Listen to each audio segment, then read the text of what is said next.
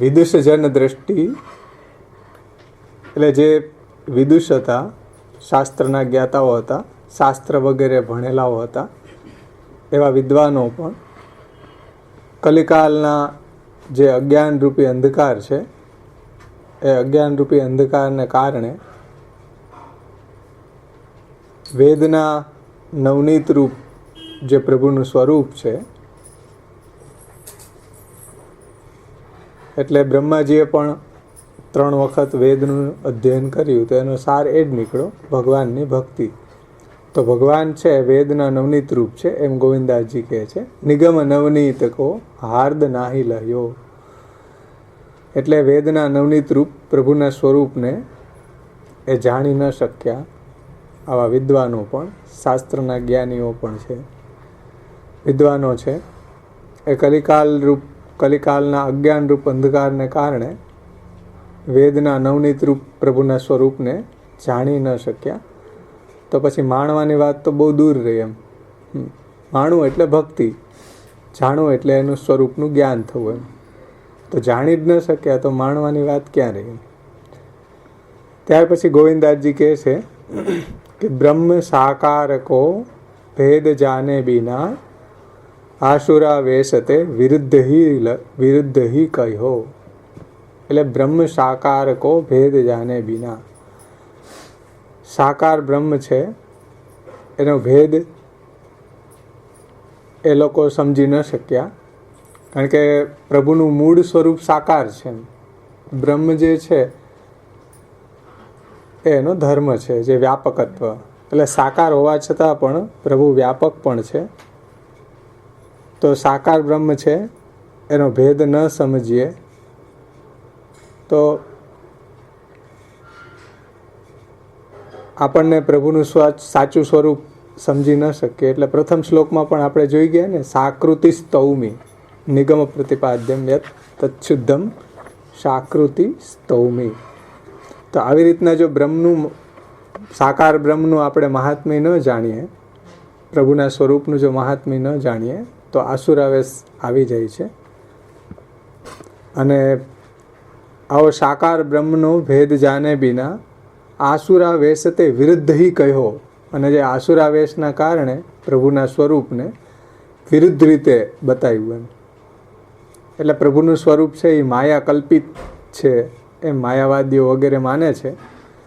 એટલે વિરુદ્ધ, જે શાસ્ત્રથી વિરુદ્ધ, એમ આ માયાવાદીઓ ભગવાનના સ્વરૂપને માનવા લાગ્યા. પ્રભુનું સ્વરૂપ કેવું છે આગળ આપણે જોયું હતું ને, પાછળ શુદ્ધમમાં આનંદ માત્ર કરપાદ મુખોદરાદી છે. શુદ્ધ એટલે કેવું સ્વરૂપ, જેના હસ્ત, પાદ, મુખ, ઉદર બધું આનંદાત્મક છે. શુદ્ધનો મતલબ એક બહુ સુંદર શ્યામ બાવાશ્રી એમાં આ વાતને સમજાવતા સમજાવ્યું છે ત્યાં સીડીમાં. એટલે આ જ વાત, શુદ્ધ એટલે આનંદ માત્ર કરપાદ મુખોદરાદી, એમ જે ગોકુલનાથજી કહે છે. તો એનું જે એની અંદર કોઈ વિકાર નથી. એમ શુદ્ધ એટલે કોઈ ભેળસેળ નથી. એમ આપણે જેમ કોઈ વસ્તુ હોય એટલે શુદ્ધ એટલે અપરસવાળું, છોવાય નહીં એવું, એવી વાત નથી અહીંયા. શુદ્ધ એટલે ભેળસેળ વગરના.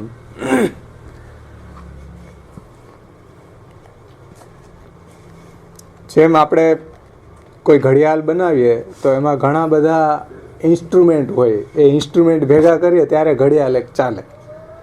તો એ શુદ્ધ સ્વરૂપ ન રહ્યું. એમ અને વૃક્ષને તમે જુઓ કે વૃક્ષમાંથી એક ડાળ કાપી નાખો તો પણ વૃક્ષ છે એ ક્યારેય સુકાતું નથી. એમ એક ડાળ કાપી નાખો, 2 ડાળ કાપી નાખો, શું બધી ડાળ કાપી નાખો, વચ્ચેનો ભાગ ઠૂઠું બુરીએ તો પણ પાછું એની અંદર ફરી પાછું પલ્લવિત થઈ જતું હોય છે, કારણ કે એક શુદ્ધ સ્વરૂપ છે. એમ ભગવાન છે આનંદ માત્ર કરપાદ મુખોદરાદી, એમ શુદ્ધ સ્વરૂપ છે. કોઈ ઘડિયાળની જેમ અશુદ્ધ કે એમાં બધા કલ્પુરજાઓ ભેગા થાય અને પછી એ ચાલે એવું નથી. એમ મારુતિ હોય એમાંથી એક સ્પેર પાર્ટ નીકળી જાય તો એ ચાલતી બંધ થઈ જાય. એવું નથી. એમ અશુદ્ધ સ્વરૂપ નથી. શુદ્ધનો મતલબ છે આનંદ માત્ર કરપાદ મુખોદરાદી પ્રભુનું સ્વરૂપ છે. એવું ત્યાં બાવાશ્રીએ એક દ્રષ્ટાંત આપીને સમજાવ્યું હતું. એમ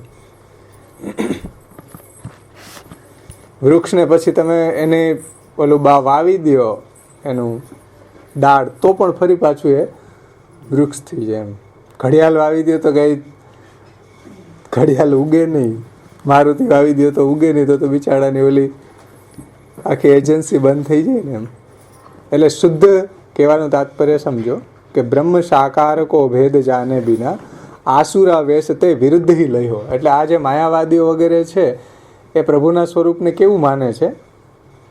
માયા સબલ ઈશ્વર માને છે. કારણ કે એ આસુરા વેશીઓ છે, એટલે એમ માને છે કે જે બ્રહ્મ છે એ તો નિરાકાર જ છે, અને નિરાકાર બ્રહ્મનું માયાની અંદર પડેલું પ્રતિબિંબ આ ઈશ્વર છે, જેણે આ જગતને બનાવ્યું છે. તો એ રીતે આસુરા વેશ તે વિરુદ્ધ હી કહ્યો. જે રીતે વેદ આપણા શાસ્ત્રો પ્રભુના સ્વરૂપનું વર્ણન કરે છે એવી રીતના વર્ણન નહીં કરતા, એનું વિરુદ્ધ રીતે વર્ણન કરે છે.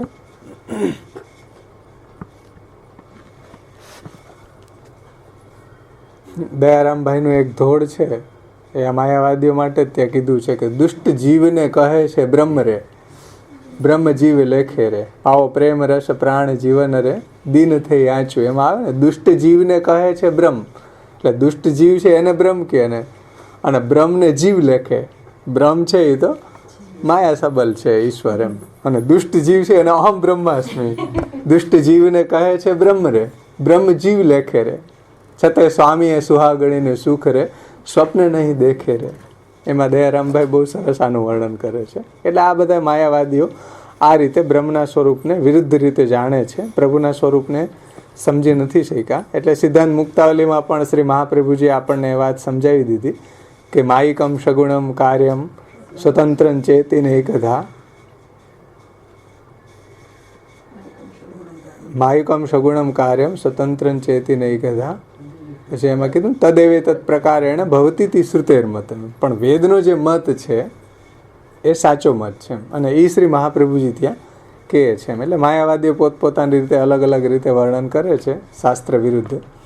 તો એ જ રીતે અહીંયા ગોવિંદદાસજી બહુ સુંદર એની વિવેચના કરે છે કે ભાઈ બ્રહ્મ સાકાર કો ભેદ જાને બિના. પ્રભુનું મૂળ સ્વરૂપ સાકાર છે, વ્યાપકત્વ એનો ધર્મ છે.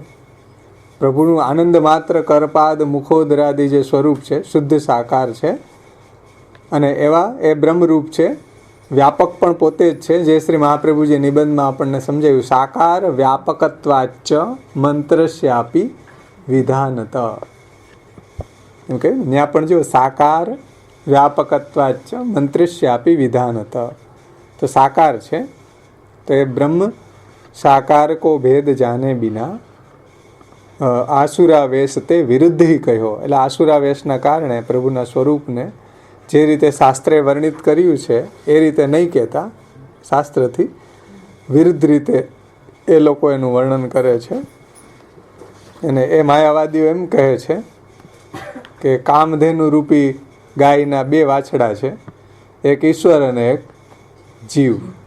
એટલે માયાના બે વાછડા, એક ઈશ્વર એ માયાનું જ વાછડું છે, અને જીવ પણ માયાના વાછડા છે. એટલે શ્રી મહાપ્રભુજી એમ કહે છે કે શુદ્ધમ ભજનમ વારયંતી. જીવને વ્યાપક માનવું અને જગતને મિથ્યા માનવું એ તો આ શુદ્ધ ભજનનું વારણ કરવાવાળા માયાવાદીઓ છે. એટલે અહીં ગોવિંદાજીએ એને પણ ટકોર કરી છે કે પ્રભુનું જેવું મૂળ સ્વરૂપ છે એવા સ્વરૂપને, સાકાર સ્વરૂપને એ લોકો જાણી શકતા નથી, અને આસુરાવેશના કારણે એનું વર્ણન વિરુદ્ધ રીતે કરી રહ્યા છે. અથવા એને સામાન્ય મનુષ્ય જેવા માની લે છે કે ભાઈ આપણે જેવા છીએ એવા ઘણાવાદ. એવું ઘણાની માન્યતા એવી છે કે જેવા આપણે છીએ એવા છે, એમાં થોડીક શક્તિ વધારે છે આપણા કરતાં. તો એ રીતે એને સામાન્ય મનુષ્ય જેવા માની લે છે. અથવા તો પ્રભુના સ્વરૂપને માયિક માની લે છે માયાવાદીઓ વગેરે. તો આ રીતે બંને બાજુ એમ કે સામાન્ય મનુષ્ય માની લે, કાં એને માયા સબલ ઈશ્વર માની લે છે. તો આ રીતે શાસ્ત્ર વિરુદ્ધ રીતે એ લોકો માને છે. એનું મૂળ જે સ્વરૂપ છે સાકાર બ્રહ્મ, એનો ભેદ જાણી શકતા નથી એમ. કારણ કે આ કલિકાલત્તમચ્છન્ન દૃષ્ટિદ્વાદ વિદુષામ અપી સંપ્રત્ય વિષયસ્તસ્ય મહાત્મ્યમ સમભૂત ભુવિ.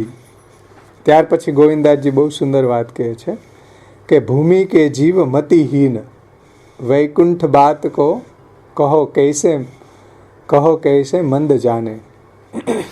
એટલે ભૂમિના જીવ બધા કેવા છે આપણે જાણીએ છીએ, મતિહીન છે. સર્વનિર્ણય નિબંધમાં આપણે જોયું હતું ને કે ભાઈ કલિયુગની અંદર બધા જીવ આળસુ, પ્રમાદી, મતિહીન થઈ જશે. એટલે વેદ વ્યાસજીને ખબર હતી કે આ લોકો આખા વેદને, સમગ્ર વેદને જાણી શકશે નહીં, એટલે એના 4 વિભાગ કર્યા એમ. કારણ કે આગળ જતાં મતિહીન, મંદમતીવાળા જીવો હશે અને એ સમજી નહીં શકે. એટલે વેદ વ્યાસજીએ બહુ વિસ્તારથી આખું સાહિત્ય પ્રગટ કર્યું એમ. એટલે ગોવિંદાસજી કહે છે કે ભૂમિ કે જીવ મતિહીન. કલિયુગના કારણે બધાની મતિ છે એ હરાઈ ગઈ છે. આ કલિકાલ એવો વ્યાપી ગયો કે એના કારણે બધાની મતિ, બુદ્ધિ એને હરી લીધી છે એમ કલીએ. એટલે મતિહીન છે. એટલે વૈકુંઠની વાત કેવી રીતના જાણી શકે? ન જ જાણી શકે એમ. વૈકુંઠની અંદર જે પ્રભુની લીલાઓ છે, પ્રભુનું જે સ્વરૂપ છે, પ્રભુના ભક્ત પરિકર છે, એને એ સમજી શકતા નથી. કારણ કે ભૂમિ કે જીવ મતિહીન છે. એ જોવે તો એ રાસલીલા પ્રભુની જોવે તો એ પોતાની દ્રષ્ટિથી જોવે એમ, પોતાની વિકારવાળી દ્રષ્ટિથી જોવે. એટલે જ્યારે વિકારવાળી દ્રષ્ટિથી જોવે ત્યારે જે વસ્તુ નિર્વિકાર હોય એ પણ એવી જ લાગે. શ્રી મહાપ્રભુજી સુબોધનીજીમાં એક દ્રષ્ટાંત આવે કે જેને એવો આંખનો રોગ થઈ ગયો હોય તો એને શંખ સફેદ હોય છતાં પણ પીળો દેખાય. કમરાનો પીલિયાનો ન્યાય એવો શબ્દ છે. પીલિયાનો જે દર્દી હોય એને શંખ સફેદ હોય છતાં પણ એવો દેખાય. શા માટે? મતિહીન છે. એટલે એ ભગવાનની લીલાને જુએ, ભગવાનના ગુણો, એના સ્વરૂપ ભાગવતની અંદર જે રીતે વર્ણન કર્યું છે એને પોતાની દ્રષ્ટિથી જુએ એમ કે ભાઈ પોતે જેવા છે એવા ભગવાન છે એમ. તો એવા એ મંદ બુદ્ધિવાળા છે.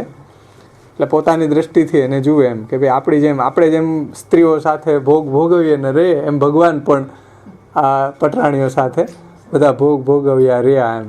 પણ હકીકતમાં પ્રભુનું સ્વરૂપ એવું નથી એમ. પ્રભુ એવી રીતના રહ્યા છે છતાં પણ એનાથી અલિપ્ત છે એમ. પ્રભુ બધાથી અલિપ્ત છે.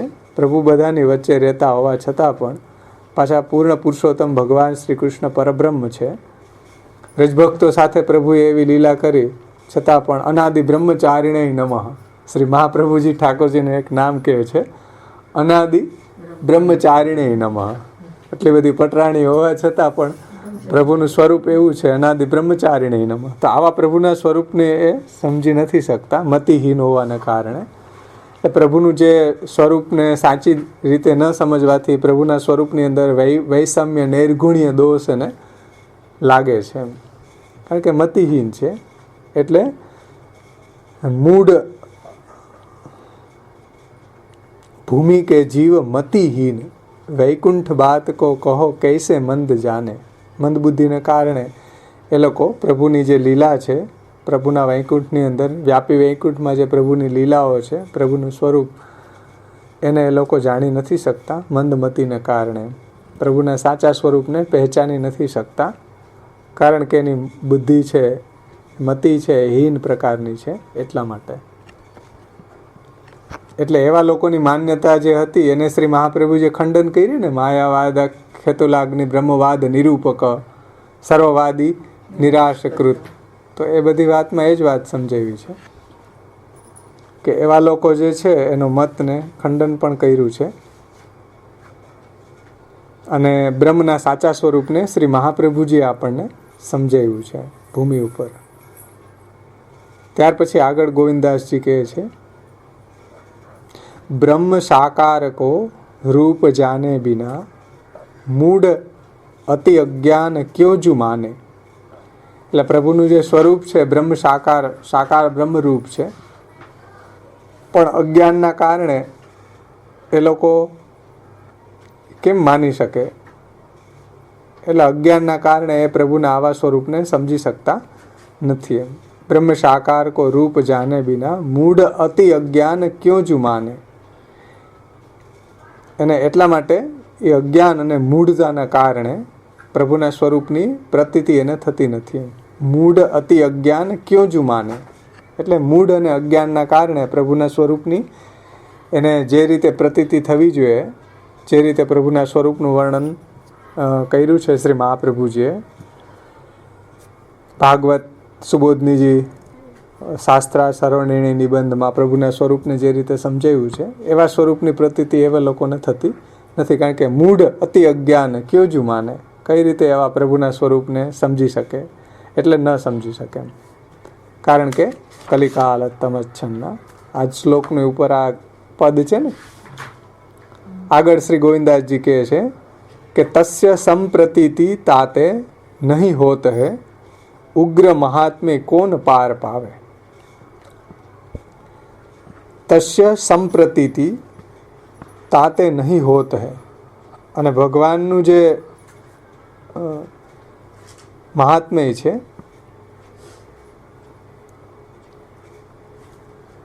તસ્ય સંપ્રતીતિ તાતે નહીં હોત હૈ, એટલા માટે જ પ્રભુના એ સાચા સ્વરૂપને પ્રતીતિ એ લોકોને થતી નથી. જેવું પ્રભુનું સ્વરૂપ છે એવું સ્વરૂપને એને સંપ્રતીતિ થતી નથી. અને પ્રભુનું જે ઉગ્ર મહાત્મ્ય છે એ ઉગ્ર મહાત્મ્યને એ લોકો પાર પામી શકતા નથી. એમ ઉગ્ર મહાત્મ્ય કોણ પાર પાવે? શ્રી મહાપ્રભુજી જ પાર પામે. એટલે શ્રી મહાપ્રભુજી જ પ્રભુના સ્વરૂપને જાણી શકે. કારણ કે પ્રભુના મુખારવિંદ રૂપે પ્રગટ થયા છે, તો પ્રભુના સ્વરૂપને જેટલું પ્રભુ જાણે એટલું બીજું કોઈ જાણી શકે નહીં. એમ જેમ આપણે કેમ આપણા સ્વરૂપને જેટલું જાણીએ, બીજાઓ આપણા સ્વરૂપને એટલું જાણી શકે નહીં. એમ એટલે પ્રભુનું આવું જે મહાત્મ્ય છે, ઉગ્ર મહાત્મ્ય છે, એને કોઈ પાર પામી શકતું નથી. અગાધ છે. એમ વેદો પણ એમ કહે છે કે ભાઈ અગ્રહ્યો આત્મા નેતિ નેતિ યતો વાચો નિવર્તંતે અપ્રાપ્ય મનસા સહ.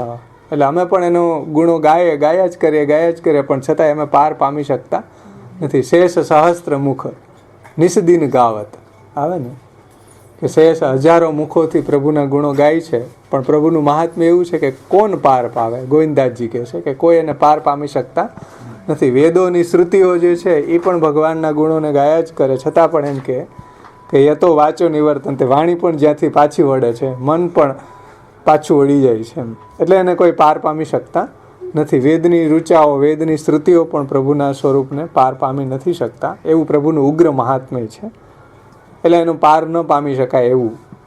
તો એવું ભગવાનનું જે ઉગ્ર મહાત્મ્ય છે એને કોઈ પાર પામી શકતા નથી.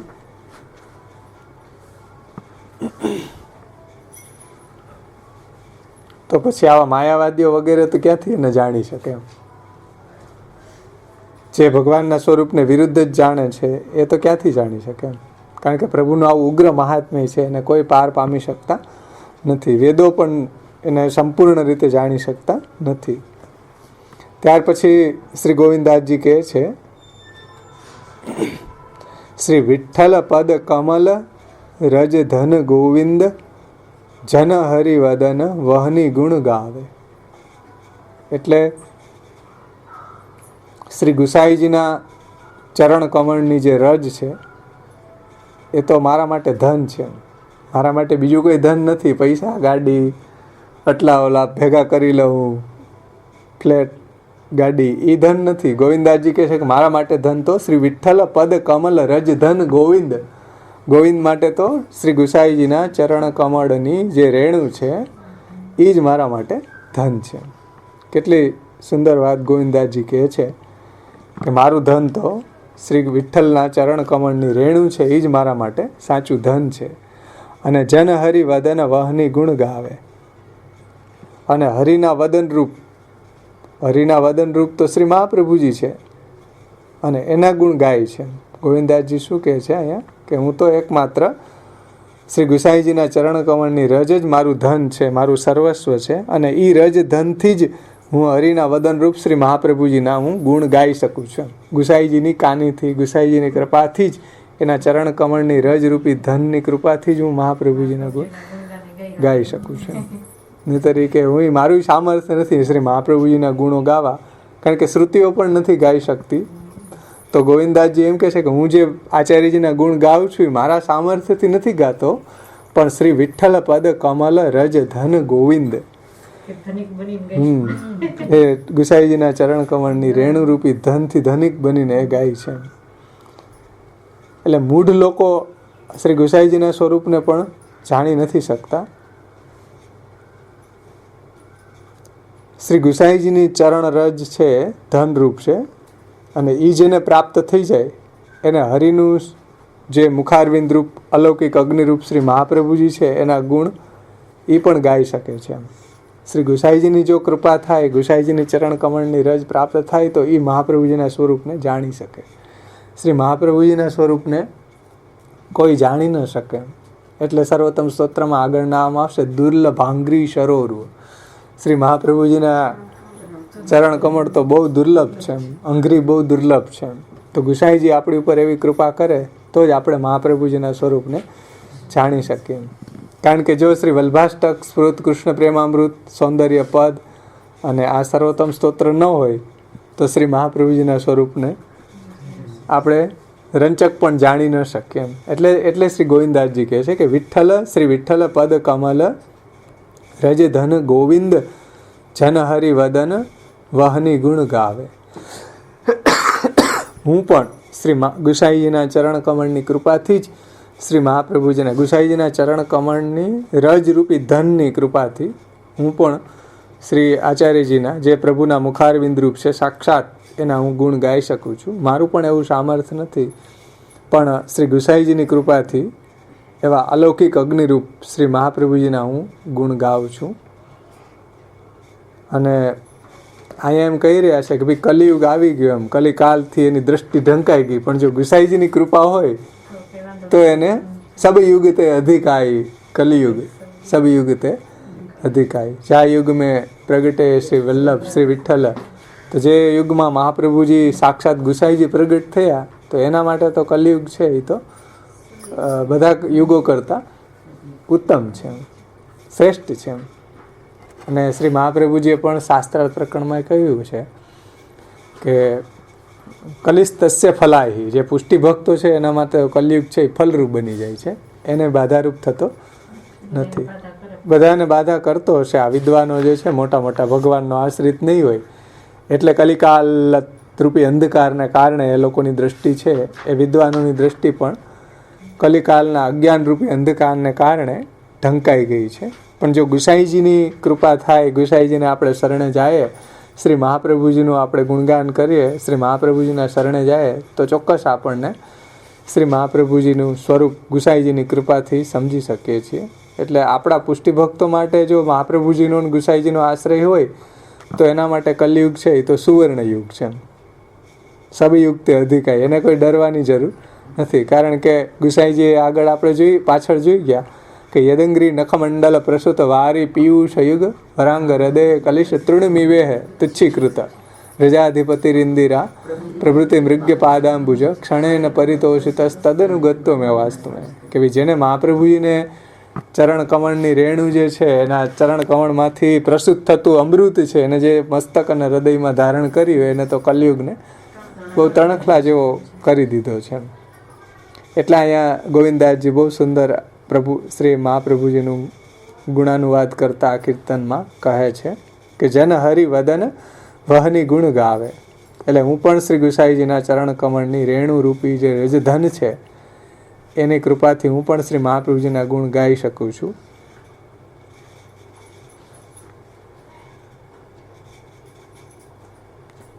એટલે આપણને તો પ્રભુનું સ્વરૂપ, પ્રભુનું જે મહાત્મ્ય છે ને કલિકાલના કારણે જે આચ્છાદિત થઈ ગયું હતું એ તો આપણને તો શ્રી મહાપ્રભુજી અને શ્રી ગુસાઈજીએ જ સમજાવ્યું છે. આપણને જે ઠાકોરજીનું મહાત્મ્ય છે શ્રી મહાપ્રભુજી અને પ્રભુચરણ શ્રી ગુસાઈજીએ સમજાવ્યું છે, બીજા કોઈ નથી સમજાવ્યું. કારણ કે સમજવું બહુ કઠિન હતું અને જે પ્રભુને ઈચ્છા થઈ હતી વાણી દ્વારા પ્રગટ કરવાની, જે આગળના શ્લોકમાં આવી રહ્યું છે, તો એ તો આચાર્યજી દ્વારા પ્રગટ કરવું હતું ને. અને વલ્ભાષ્ટકમાં આપણે જોઈ ગયા કે તસ્ય આત્માનુભાવ પ્રકટન હૃદયશ્ચાગ્ય પ્રાદુરાસિત ભૂમો યસન મનુષ્યા કૃતિ અતિકરુણસ્તમ પ્રપદ્ય હુતાશમ. તો શ્રી મહાપ્રભુજી દ્વારા આપણને પ્રભુનું સ્વરૂપ, પ્રભુનું મહાત્મ્ય જ્ઞાન આપણને થાય છે. અને પછી આપણને પ્રભુમાં શરણાગતિ અને ભક્તિ શ્રી મહાપ્રભુજીની અને પ્રભુચરણ શ્રી ગુસાઈજીની કૃપાથી સિદ્ધ થાય છે. એટલે ગોવિંદાસજી પણ અંતમાં કહે છે કે ભાઈ મને પણ શ્રી ગુસાઈજીના ચરણ કમળની રજરૂપી જે ધન છે એને કારણે હું શ્રી મહાપ્રભુજી જે ઠાકોરજીના વદન વહની અગ્નિરૂપ હરિના વદન રૂપ શ્રી આચાર્યજી છે, અલૌકિક અગ્નિરૂપ છે, એના હું ગુણ ગાઈ શકું છું, અને એ શ્રી પ્રભુચરણ શ્રી ગુસાઈજીની કૃપાથી જ. તો આ રીતે અહીંયા કીર્તન દ્વારા શ્રી ગોવિંદાસજીએ બહુ સુંદર રીતે આ શ્લોકનું તાત્પર્ય આપણને સમજાવ્યું. એટલે એક કીર્તનના રૂપમાં પણ એક ટીકા આપણી પાસે છે, તો આપણે એનું પણ અવગાહન સાથે સાથે કરતા જઈશું. ગોવિંદાસજીની પ્રથમ ટીકા છે કે જેવું શ્રી સર્વોત્તમ સ્તોત્રના નામ શ્રી ગુસાઈજીએ પ્રગટ કર્યા, એવા જ કીર્તનો શ્રી ગોવિંદાસજી, જે શ્રી ગુસાઈજીના ખવાસ હતા અને ગુસાઈજીની એની ઉપર ખૂબ કૃપા હતી, તો એની વાણીમાં આપણે એના કીર્તન દ્વારા પણ આપણે એ શ્લોકોનું અવગાહન કરશું.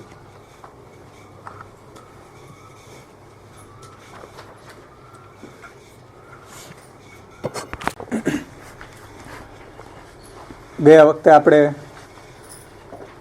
બીજો શ્લોક ટીકા સહિત અવગાહન કર્યું હતું. કલિકાલ તમચ્છન્ન દૃષ્ટિત્વાદ વિદુષામપી સંપ્રત્ય વિષયસ્તસ્ય મહાત્મ્યમ સમભૂત ભુવિ. એટલે વિદ્વાનો પણ કલિકાલ તમચ્છન્ન એટલે કલિકાલના અજ્ઞાનથી ઢંકાયેલી દૃષ્ટિત્વાદ એટલે દૃષ્ટિવાળા હોવાથી, વિદ્વાનો પણ કલિકાલના અજ્ઞાનથી ઢંકાયેલી દૃષ્ટિવાળા હોવાથી અત્યારે સંપ્રતિ એટલે અત્યારે કલિકાલમાં તે શ્રી કૃષ્ણનું મહાત્મ્ય ભૂમિ ઉપર અવિષય એટલે અપરિચિત થયું છે. તો એની ઉત્થાનિકામાં સર્વપ્રથમ શ્રી ગોકુલનાથજીએ સમજાવ્યું કે પહેલા શ્લોકની અંદર પ્રાકૃત ધર્માનાશ્રય અપ્રાકૃત નિખિલ ધર્મ રૂપમિતિ, તો પહેલાં કહેલા એટલા ગુણવાળા તરીકે ભગવાનના સ્વરૂપને તમે જ જાણ્યું, બીજા શાસ્ત્ર જાણનારા પંડિતોએ પણ કેમ ન જાણ્યું? એમ તમે જે જાણો છો એમ, એટલે ગુસાઈજી એક જાણે છે એમ બીજા આગળ ઘણા પંડિતો થઈ ગયા, એને કેમ ન જાણ્યું? બીજા શાસ્ત્ર જાણનારા પંડિતોએ પણ કેમ ક્યાંય એનું વર્ણન નથી કર્યું? તો એવી શંકાના સમાધાનમાં કહે છે કે ભાઈ પંડિતોની દૃષ્ટિ છે એ કલિકાલરૂપી અંધકાર છે એનાથી ઢંકાયેલી હતી, એટલે પ્રભુના સ્વરૂપને એ લોકો જાણી શક્યા નથી એમ. અને એટલા માટે ભૂતલ ઉપર પ્રભુનું જે મહાત્મ્ય છે એ અપરિચિત થયું હતું. તો એના સંદર્ભમાં શ્રી ગોકુલનાથ ચરણ કહે છે કે વેદ અને શાસ્ત્રોનો અભ્યાસ કરેલા વિદ્વાનોની પણ દૃષ્ટિ છે એ કલિકાલથી ઉત્પન્ન થયેલું જે તમ છે, જે અજ્ઞાન છે, એનાથી છન્ના એટલે સર્વ તરફથી છવાઈ ગઈ છે, ઢંકાઈ ગયેલી હતી. અને એ રીતે સર્વ તરફથી ઢંકાઈ ગયેલી હોવાને કારણે સંપ્રતિ હમણાં કલિકાલની અંદર તેમના એટલે કે શ્રુતિમાં જણાવેલા જે સાક્ષાત પૂર્ણ પુરુષોત્તમ છે એના મહાત્મ્યનું જ્ઞાન રહેલું નથી. કારણ કે તેઓ વિદ્વાનો ભૂતલ ઉપર એટલે કે ભૂલોકમાં રહેલા છે, તેથી તેમના સિવાયના જે બીજા લોક છે, આ ભૂલોક સિવાયના, એને ભગવાનના મહાત્મ્યનું જ્ઞાન છે. તેમના સિવાયના ભગવાનના લોકમાં રહેલા ભક્તો છે એને તો પ્રભુના મહાત્મ્યનું જ્ઞાન છે. અહીં ભૂતલ ઉપર જ જુઓ, ભૂવી શ્રી ગોકુલનાથજી એમ સમજાવે છે કે ભાઈ ભૂવી ઉપર જ મહાત્મ્ય અવિષય થયું છે. બીજા લોકોની અંદર તો પ્રભુના મહાત્મ્યને જાણે છે, દેવતા વગેરે પણ પ્રભુના સ્વરૂપને જાણે છે. એટલે એ તો એમ કહે છે કે અમે ભૂતલ ઉપર જન્મ લઈએ તો ભગવાનની સેવા અમને પ્રાપ્ત થાય, પણ અમને એ અધિકાર પ્રાપ્ત થતો નથી એમ. એટલે એ લોકોને પ્રભુના મહાત્મ્યનું જ્ઞાન છે, પણ ભૂમિ ઉપર જ ભગવાનના મહાત્મ્યનું જ્ઞાન છે એ તિરોહિત થયું છે, અવિષય થયું છે. એવો અર્થ છે અહીંયા ભૂવી.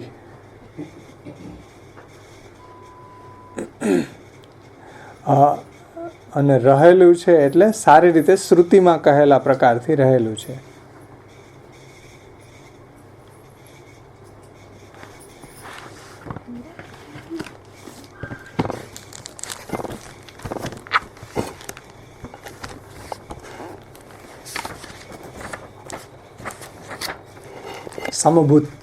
સમભૂત એટલે શ્રુત્યુક્ત પ્રકારેણ જ્ઞાન ગોચરો ન અભૂત ઇતિ અર્થ, એમ શ્રી ગોકુલનાથજી કહે છે. એટલે સમભૂત એટલે લોકો ભગવાનને માને છે પણ પોતાના મનોકલ્પિત ઢંગથી માને છે. એટલે અહીં સમ્યક શ્રુત્યુક્ત પ્રકારેણ જ્ઞાન ગોચર ન અભૂત, પણ ભગવાનનું જે સ્વરૂપ શ્રુત્યુક્ત છે, એટલે વેદાદિ શાસ્ત્રોમાં જે રીતે પ્રભુના સ્વરૂપનું વર્ણન થયું છે એ રીતે જ્ઞાન થવું જોઈએ, જે પહેલા શ્લોકની અંદર આપણે જોઈ ગયા એવા પ્રકારનું જ્ઞાન આ લોકોને નથી એમ. એટલે જ્ઞાન ગોચરો ન અભૂત, જે રીતે શ્રુતિની અંદર પ્રભુના સ્વરૂપને વર્ણન કર્યું છે એવા સ્વરૂપનું જ્ઞાન એને નથી. એ કેવું જ્ઞાન છે તો કે મનગણત રીતે ભાઈ કંઈક શક્તિ છે એવી એને કારણે બધું થાય છે, તો એવું એ કંઈક માને છે એમ. કોઈ ઘણા લોકો કે ને ભગવાન નથી માનતા પણ કંઈક શક્તિ છે એમ એવી. કોઈ વળી કાલ છે એવો કે ભાઈ આ બધું અસુરો હોય તો એમ કે કાલને કારણે થાય છે, એ કાલને પોતાના દેવતા માનતા હોય છે કોઈ. હા, તો એમ મન જેમ પોતાને એવું લાગે કે આમાં શક્તિ છે એવી, તો એ રીતે અહીં કહે છે કે ભાઈ સમભૂત એટલે થયું છે, સમ્યક શ્રુત્યુક્ત પ્રકારેણ જ્ઞાન ગોચરો ન અભૂત ઇતિ અર્થ. એટલે જે રીતે વેદની અંદર પ્રભુના સ્વરૂપને શાસ્ત્રમાં જે રીતે વર્ણન કર્યું છે એવા સ્વરૂપનું વર્ણન, એવું જ્ઞાન એને નથી એમ.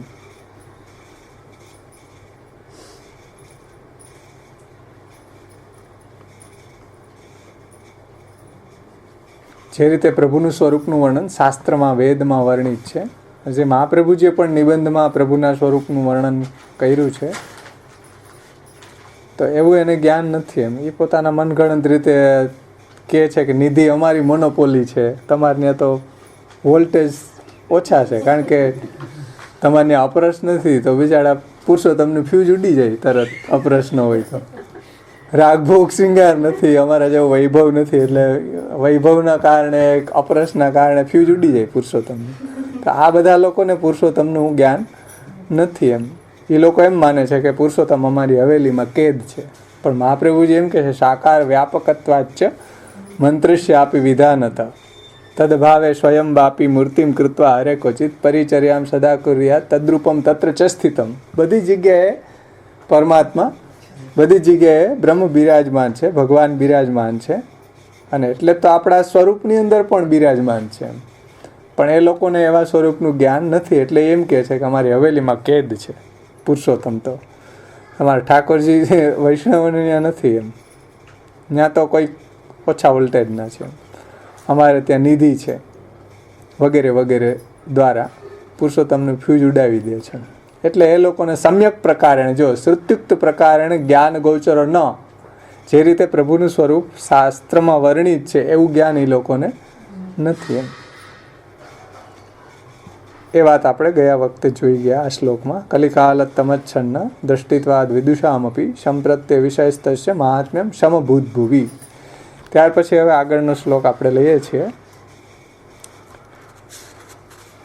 આગળના શ્લોકની ઉત્થાનિકામાં સર્વપ્રથમ શ્રી ગોકુલનાથ ચરણ સમજાવે છે. ત્રીજો શ્લોકની આપણે શરૂઆત કરશું.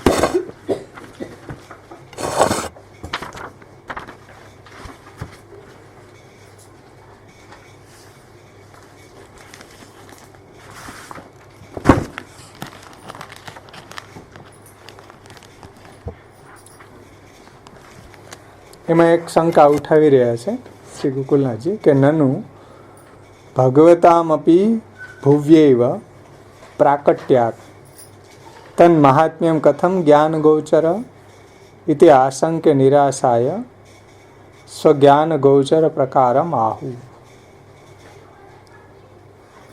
એટલે એમ કહે છે કે ભાઈ ગુસાઈજીને કહે છે કે તમે આવું મહાત્મ્ય જાણો છો, બીજા કોઈ જાણતા જ નથી, તો ભૂમિ ઉપર તો તમારું પ્રાગટ્ય છે અને તમે કલિકાલમાં તમે જ છો પાછા, તો તમને વળી ક્યાંથી પ્રભુના આવા સ્વરૂપનું જ્ઞાન થઈ ગયું એમ.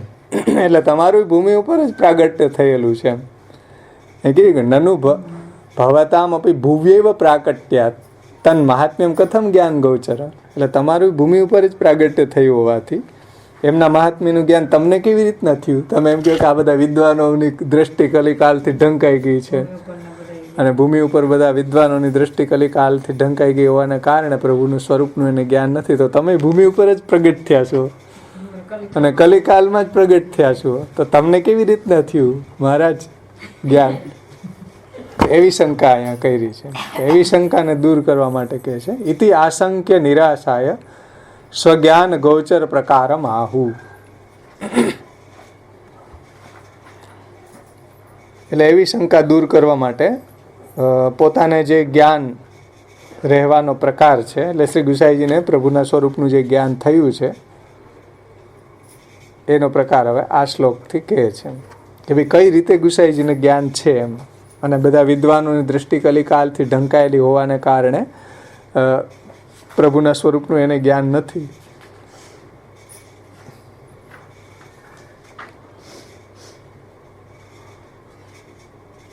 એટલે ગુસાઈજીએ જે રીતે ભગવાનના સ્વરૂપનું વર્ણન કર્યું, કારણ કે પ્રથમ શ્લોકમાં આપણે જોઈ ગયા ને કે પ્રથમ શ્લોકની અંદર ભગવાનનું મહાત્મ્ય જ્ઞાન સમજાવ્યું. એવું જ્ઞાન છે બીજા લોકોને નથી. જેમ શુદ્ધમ સાકૃતિ સ્તૌમી, આપણે જોયું ને, પ્રાકૃત ધર્માનાશ્રય અપ્રાકૃત નિખિલ ધર્મ રૂપમિતિ નિગમ પ્રતિપાદ્યમ તચ્છુદ્ધમ સાકૃતિ સ્તૌમી. તો એવું જ્ઞાન બીજા કોઈને નથી, તો પછી ગુસાઈજીને કેમ એવા સ્વરૂપનું જ્ઞાન થયું? શ્રી ગુસાઈજી પણ ભૂમિ ઉપર જ છે અને કલયુગમાં છે એમ. એટલે ગુસાઈજીએ ભગવાનના સ્વરૂપનું વર્ણન કર્યું, તો પછી બીજાઓ ભગવાનના સ્વરૂપને કેમ વર્ણન ન કરી શકે? એવી અહીંયા શંકા છે.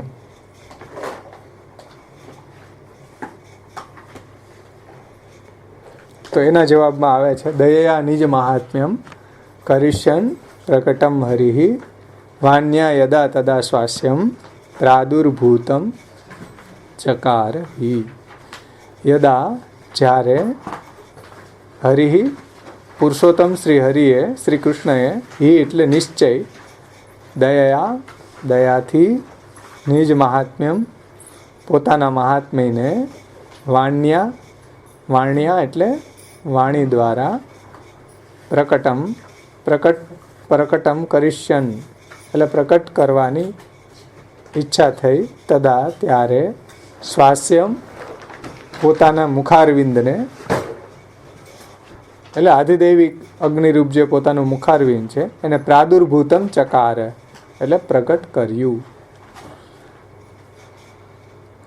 જ્યારે પુરુષોત્તમ શ્રી હરિને ખરેખર અથવા તો નિશ્ચય જ્યારે દયાથી પોતાના મહાત્મ્યને વાણી દ્વારા પ્રકટ કરવાની ઈચ્છા થઈ, ત્યારે પોતાના મુખારવિંદને એટલે આધિદૈવિક સ્વરૂપે અહીંયા પ્રાદુર્ભૂતલ ઉપર એને પ્રકટ કર્યું. એ રીતે આખવાનો અન્વય છે. હવે આ શ્લોકથી શ્રી મહાપ્રભુજીના પ્રાકટ્યનું પ્રયોજન 3 શ્લોકથી બતાવે છે. શ્રી આચાર્યજીના પ્રાકટ્યનું પ્રયોજન સમજો.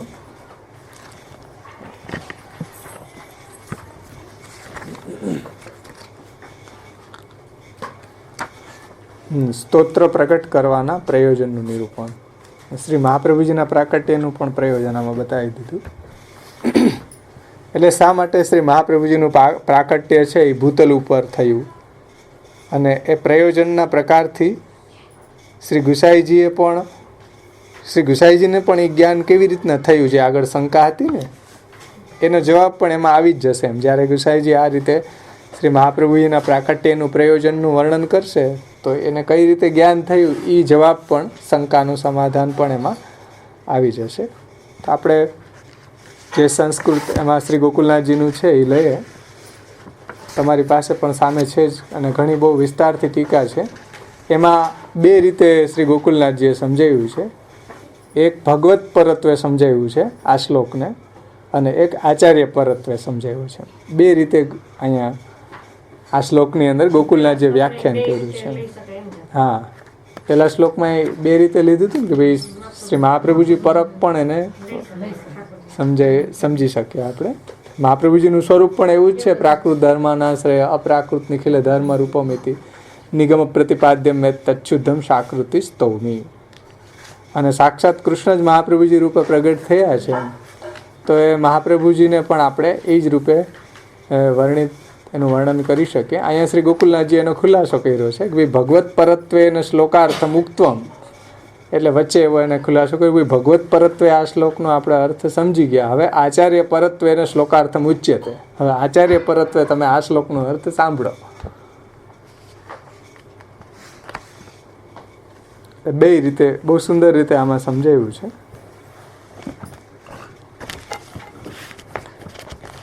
હવે સંસ્કૃત આપણે ગોકુલનાથજીની વાણી છે અને નીચે ગુજરાતી આપ્યું જ છે એટલે આપણે વાંચી જાય. મને કોઈ સંસ્કૃત આવડતું નથી, કોઈ વ્યાકરણ આવડતું નથી. આ તો અહીંયા આપણા આચાર્યની વાણી છે અને આપણે એનું સ્વાધ્યાય કરીએ એટલે સાથે સાથે વાંચતા જઈએ. હું કહીશ એનો અર્થ કે એનું વ્યાકરણ દ્વારા એને આપણે સમજી શકીએ એવું સામર્થ્ય મારું નથી, પણ આમાં જે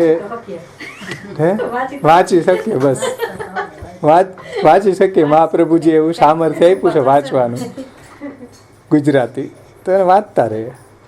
સંસ્કૃતિ વાંચી લે. એમાં હું હિન્દી તો આપણે વાંચતા હોય ને, એ સંસ્કૃતમાં એવું જ બહુ એટલો જાજો ડિફરન્સ નથી. હિન્દીની જે લિપિમાં વાંચી શકીએ એ રીતે ક્યાંક ક્યાંક સંધિ વિગ્રહને આપણે થોડુંક છૂટું પાડીએ તો વાંચી શકીએ એમ.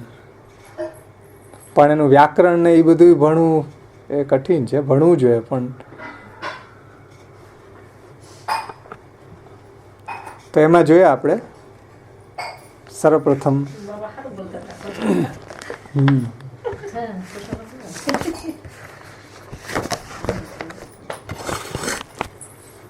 એમાં દયા સ્વકીય નિરુપધિ દુઃખ પ્રહાણેચ્છયા નિજમ સ્વકીયમ મહાત્મ્યમ પુષ્ટિમાર્ગી લીલારસ ભાવાત્મકમ પૂર્વોક્ત પ્રકારેણ સર્વજ્ઞાન અવિષયમ તાદૃશમ. હવે મેં આમાં જે નોટેશન કર્યું બાવાની સીડીને સાંભળીને કર્યું છે એટલે એને પણ સાથે આપણે લેતા જઈએ. આમાં ગોકુલનાથજીનો અનુવાદ આપ્યું જ છે, બધા પાસે બિરાજમાન છે જ, તમારી સામે જ છે ગુજરાતી. મને જે આમાં નોટેશન બહુ સરસ રીતે સમજાવ્યું છે આપશ્રીએ, તો હું એમાંથી જ લઉં છું એમ. એનું છે યોગેશ બાવાનું છે અત્યારે, એનું સરસ એ સર્વોત્તમ સ્તોત્ર એણે સમજાવ્યું છે. શ્યામબાવાએ પણ બહુ વિસ્તારથી સુંદર રીતે સમજાવ્યું છે એની સીડીમાં પણ. એટલે મને એની સીડી સાંભળું પછી આમ જ્યાં જ્યાં વિશેષ આપણને લાગે આમાં તો એને હું નોટેશન કરી લઉં એમ. તો આપણે એ વાતને ડિટેલ્સથી સમજી શકીએ એમ. તો એમાં સર્વપ્રથમ શ્રી ગોકુલનાથજી કહે છે કે દયાનો અર્થ કરે છે આ શ્લોકની અંદર જે છે ને, દયા નિજ મહાત્મ્યમ કરિષ્યન પ્રકટમ હરિહિ વાણ્ય યદા તદા શ્વાસ્યમ પ્રાદુર્ભૂતમ ચકારહિ. તો દયાનો અર્થ કરે છે કે સ્વકીય નિરુપધિ દુઃખ પ્રહાણેચ્છયા, એટલે પોતાના જે ભક્તો છે, નિજજનો છે, અથવા જેનું વરણ પ્રભુએ નિરોધ માટે કર્યું છે, એને પોતાના સ્વરૂપાનંદ માટે, ભજનાનંદ માટે જેનું વરણ કર્યું છે, તો એને એ રીતે નિરોધરૂપી ફલની પ્રાપ્તિ થાય માટે એવા જે સ્વકીય પોતાના નિજજનો છે એને જે દુઃખ છે, અહીં કહી રહ્યા ને કે સ્વકીય નિરુપધિ દુઃખ પ્રહાણેચ્છયા નિજમ સ્વકીયમ મહાત્મ્યમ પુષ્ટિમાર્ગી લીલારસ ભાવાત્મકમ પૂર્વોક્ત પ્રકારેણ સર્વજ્ઞાન અવિષયમ તાદૃશમ. એટલે જે નિજજનો છે અને નિજજનોને જે દુઃખ છે એ દુઃખનો નાશ કરવાની ભગવાનની નિરુપધિ ઈચ્છા. આપણું જે દુઃખ હતું ને, આપણે આગળ જોઈ ગયા ને, આપણું દુઃખ શું હતું? ભગવાનના સ્વરૂપને સમજી ન શકવું એમ. વલ્ભાષ્ટકમાં પણ આપણે જોયું, એમાં પણ ટીકાકારોએ સમજાવ્યું કે ભાઈ દૈવી જીવો છે ભગવાનના સ્વરૂપને ન જાણવાથી દુઃખી હતા, સંશયગ્રસ્ત હતા, માયાવાદથી એટલા બધા ગ્રસિત હતા કે ભગવાનને ભૂલી ગયા, પ્રભુના સ્વરૂપને જાણી નહોતા શકતા. તો એ પ્રભુને પણ દયા ઉપજી દૈવી જીવોને આવા દુઃખી જોઈને. દૈવી જીવો એવા દુઃખની સાગરમાં ડૂબેલા હતા, જેમ સ્મૃત કૃષ્ણ પ્રેમામૃતમાં આપણે જોયું, અઘોગતમ સાવૃતમ કલિભુજંગમ આસાદિતમ જગત વિષય સાગરે પતિતમ અશ્વધર્મે રતમ. તો એવા બધા દુઃખી હતા એટલે પ્રભુને પણ દયા ઉપજી કે ભાઈ લાય હું મારા દૈવી જીવોને મારું મહાત્મ્ય બતાવું, જેથી કરીને ફરી પાછા એ મારા નિત્ય લીલા ધામમાં આવે અને એ બધું એનું દુઃખ છે એ દૂર થાય. તો પ્રભુને દયા ઉપજી. અહીં કહી રહ્યા છે દયા આ શબ્દને સમજાવે છો. આ દયા શબ્દને બહુ સુંદર રીતે સમજાવ્યો છે શ્રી ગોકુલનાથજીએ કે દયા એટલે પ્રભુને સ્વકીજનો પ્રત્યે, સ્વકીજનો એટલે જેનું પ્રભુએ પોતાના સ્વરૂપાનંદ માટે, પોતાના ભજનાનંદને દેવા માટે, જેનું નિરોધ માટે જેનું વરણ કર્યું છે, એવા જે પુષ્ટિ ભક્તો,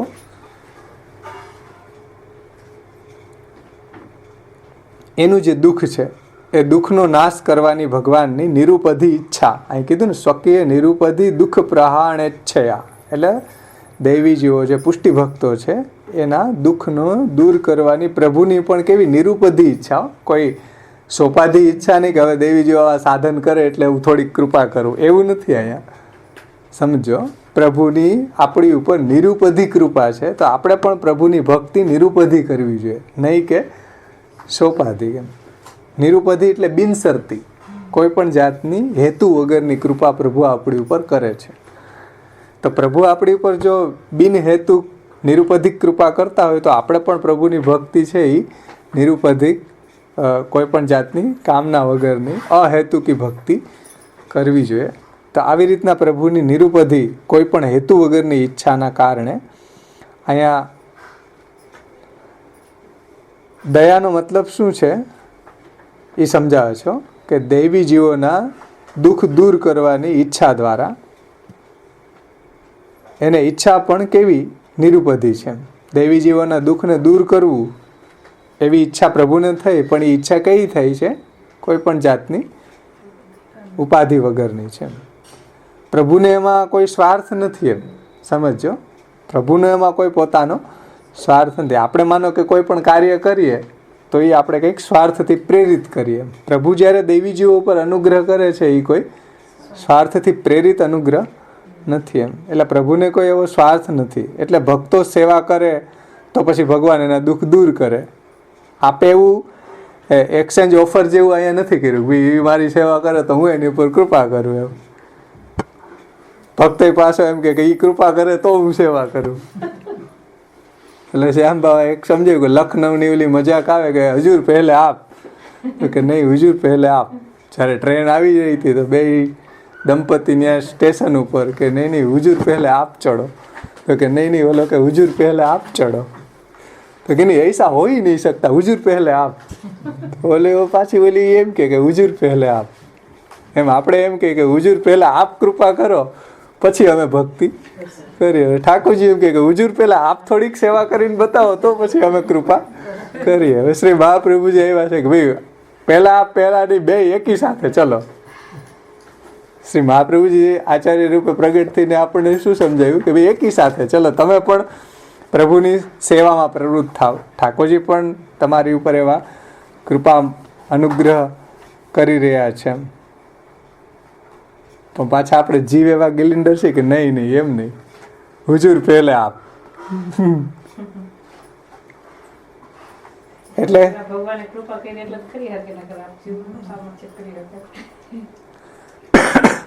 એટલે ભગવાનની કૃપા હોય પણ જીવ ભક્તિ ન કરે તો એટલે હુજુર પહેલે આપ.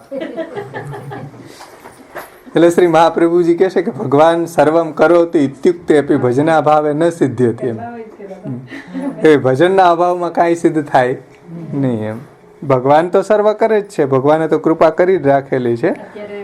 પણ જો ભગવાને કૃપા કરી જ છે, પણ જો આપણે ભક્તિ ન કરીએ તો પછી કંઈ સિદ્ધ થવાનું નથી. એમ એટલે પુષ્ટિ સ્વાર્થા પરાર્થા તું ભક્તિ.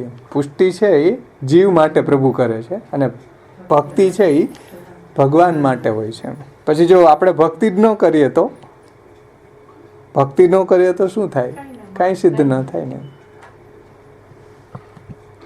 શ્યામ એટલે એક્સચેન્જ ઓફર જેવું અહીંયા નથી. એમ કે ભાઈ પહેલાં તમે થોડી કૃપા કરો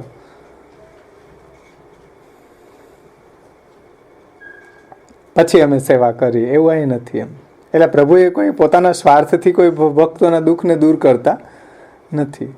એટલે એક્સચેન્જ ઓફર જેવું અહીંયા નથી. નિરુપધિ ઈચ્છા છે પ્રભુની પુષ્ટિ ભક્તો ઉપર, અને આપણે હજી સોપાધી ઈચ્છા છે. આપણી સોપાધી ઈચ્છા કેવી કે ભાઈ અમે સેવા કરીએ તો અમારા દુઃખ દૂર થાય, કે આટલી વસ્તુ અમને મળી જાય. તો આપણી ઈચ્છા સોપાધિક થઈ ને કે ભાઈ આપણે સેવા કરીએ તો અમારું તો આવું થવું જોઈએ, અમારા દુઃખ તો હું સેવા કરું ને હું જ દુઃખી. આપણી એવી ઈચ્છા હોય ને. ભગવાનની આપણી ઉપર અનુગ્રહ કેવો છે? નિરુપધિ અનુગ્રહ છે. પણ આપણી ઈચ્છા સેવા કરતા હોય તો એ કે આપણી ઈચ્છાઓ પૂર્ણ કેમ નથી થતી, આપણને આ વસ્તુ કેમ મળતી નથી, એવું આપણને થતું હોય છે. એટલે આપણે અજ્ઞાની છીએ. પરંતુ પ્રભુ છે એ તો આપણી ઉપર નિરુપધિ કૃપા કરે છે. તો આપણે ભક્તિ શા માટે ઉપાધિવાળી કરવી જોઈએ?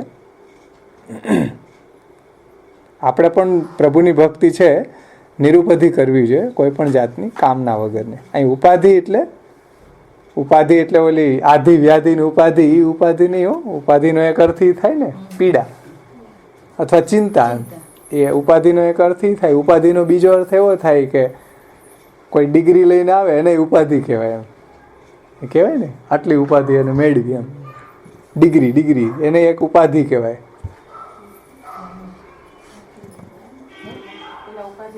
ઉપાધિ જ કહેતા ને. હા, એવું અહીં નથી. અહીંયા ઉપાધિનો મતલબ સમજો ધ્યાનથી.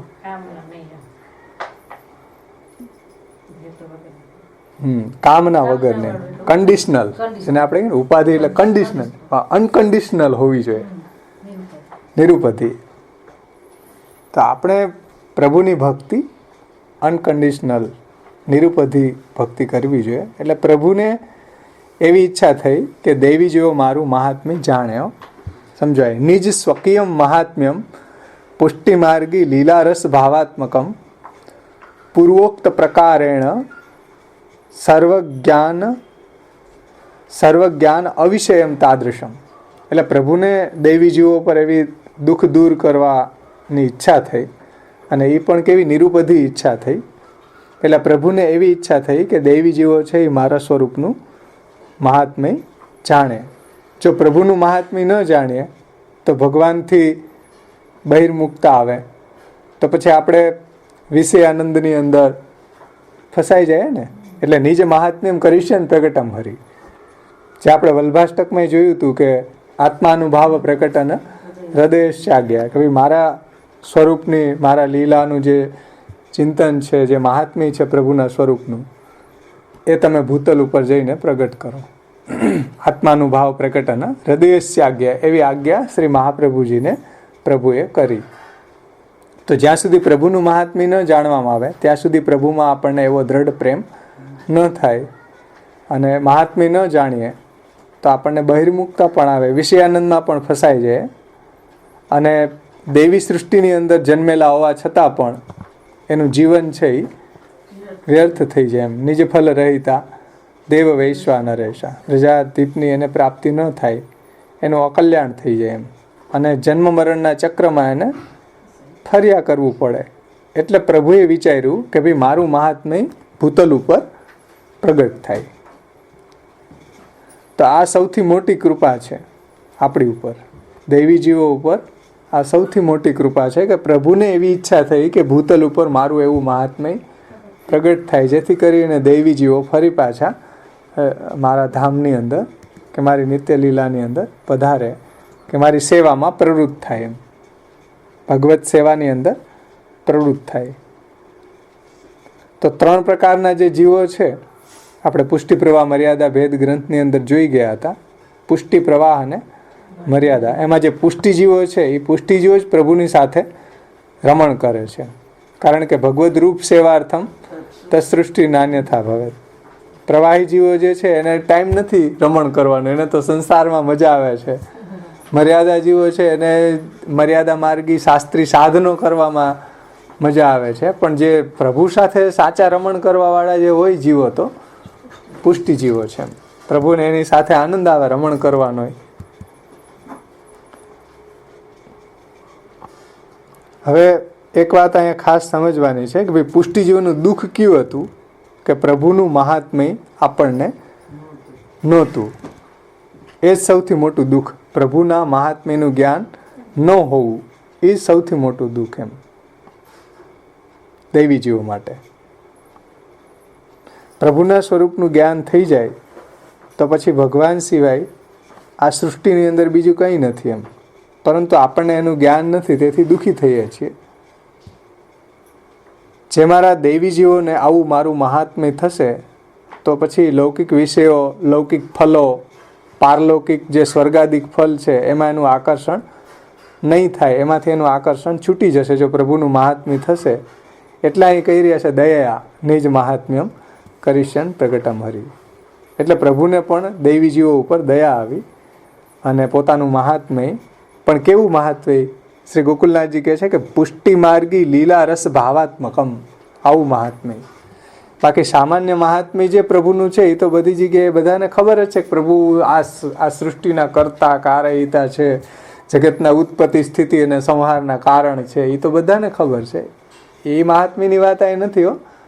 કેવું મહાત્મ્ય? પુષ્ટિ માર્ગી લીલા રસ ભાવાત્મકમ, એવું મહાત્મ્ય. એટલે દૈવી જીવોમાં પણ સમજો, અહીંયા કીધું ને દયા નિજ મહાત્મ્યમ કરિષ્યન પ્રગટમ હરિ. એ કીધું નિજમ સ્વકીયમ મહાત્મ્યમ. તો સ્વકી શબ્દ મૂકી રહ્યા છે શ્રી ગોકુલનાથજી. સ્વકી એટલે દૈવી જીવોમાં પણ સ્પેશિયલ પુષ્ટિ જીવ એમ.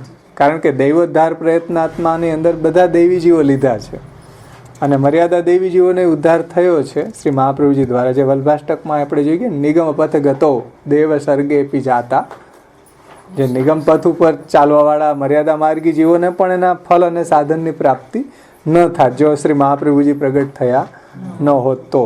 પણ એમાં પણ અહીંયા સ્વકીયમ શ્રી ગોકુલનાથજી શબ્દ મૂકે છે, નિજમ સ્વકીયમ. સ્વકીયમ એટલે જે પુષ્ટિ જીવો છે, દૈવી જીવોની અંતર્ગત પાછા જે પુષ્ટિ દૈવી જીવો છે, પ્રભુના સ્વકીયજનો છે, પ્રભુની જ એકમાત્ર સ્વરૂપ નિષ્ઠાવાળા, એમ સમજો.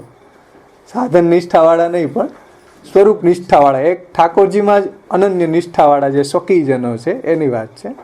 એને પોતાનું મહાત્મ્ય બતાવવું છે, લીલાત્મક મહાત્મ્ય. તો દૈવી જીવોમાં પણ જે પુષ્ટિ જીવો છે તે, અને એવા જે સ્વકીયજનો છે એના માટે શ્રી મહાપ્રભુજીનું પ્રાગટ્ય અહીંયા ભૂતલ ઉપર થયું છે.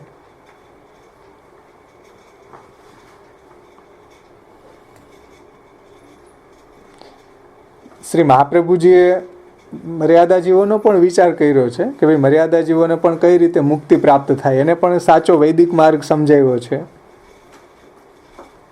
અને સ્વકી જે નિજજનો છે, પુષ્ટિ ભક્તો છે, એના માટે શ્રી મહાપ્રભુજીનું ભૂતલ ઉપર પ્રાગટ્ય છે.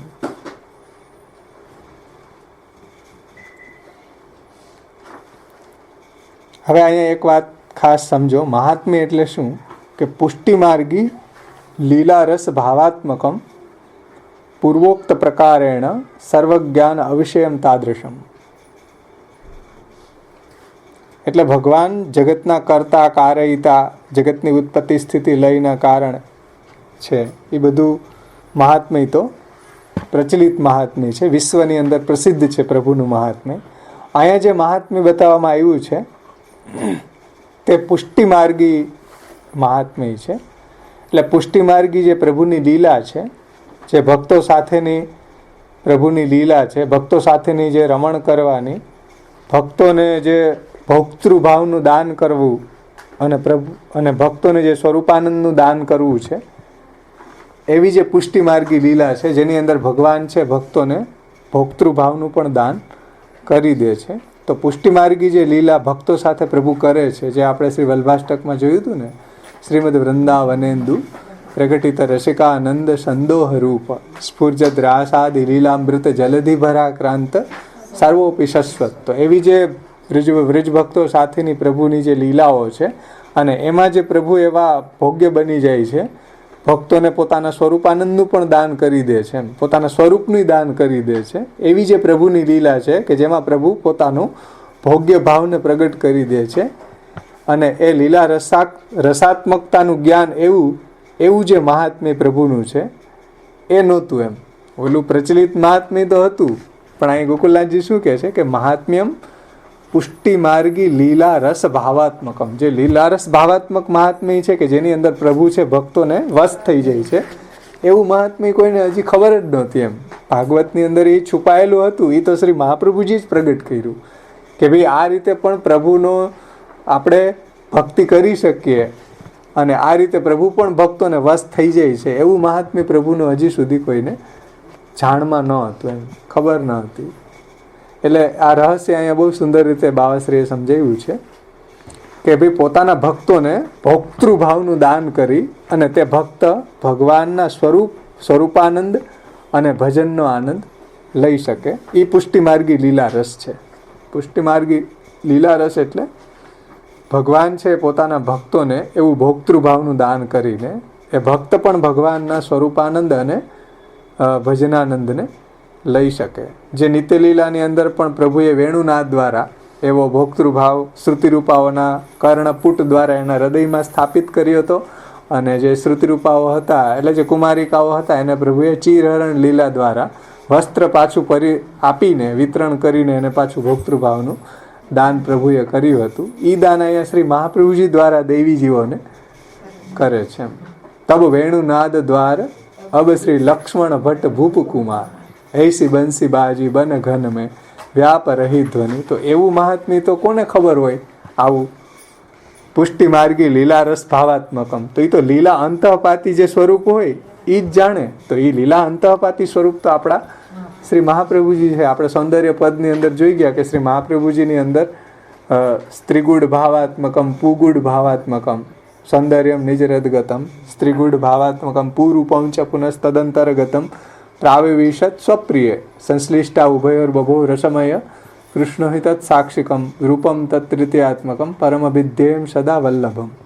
તો શ્રી મહાપ્રભુજી ભોગતા ભાવપણની અંદર બિરાજે છે એટલે સાક્ષાત વસ્તુતઃ કૃષ્ણ એવું પણ છે.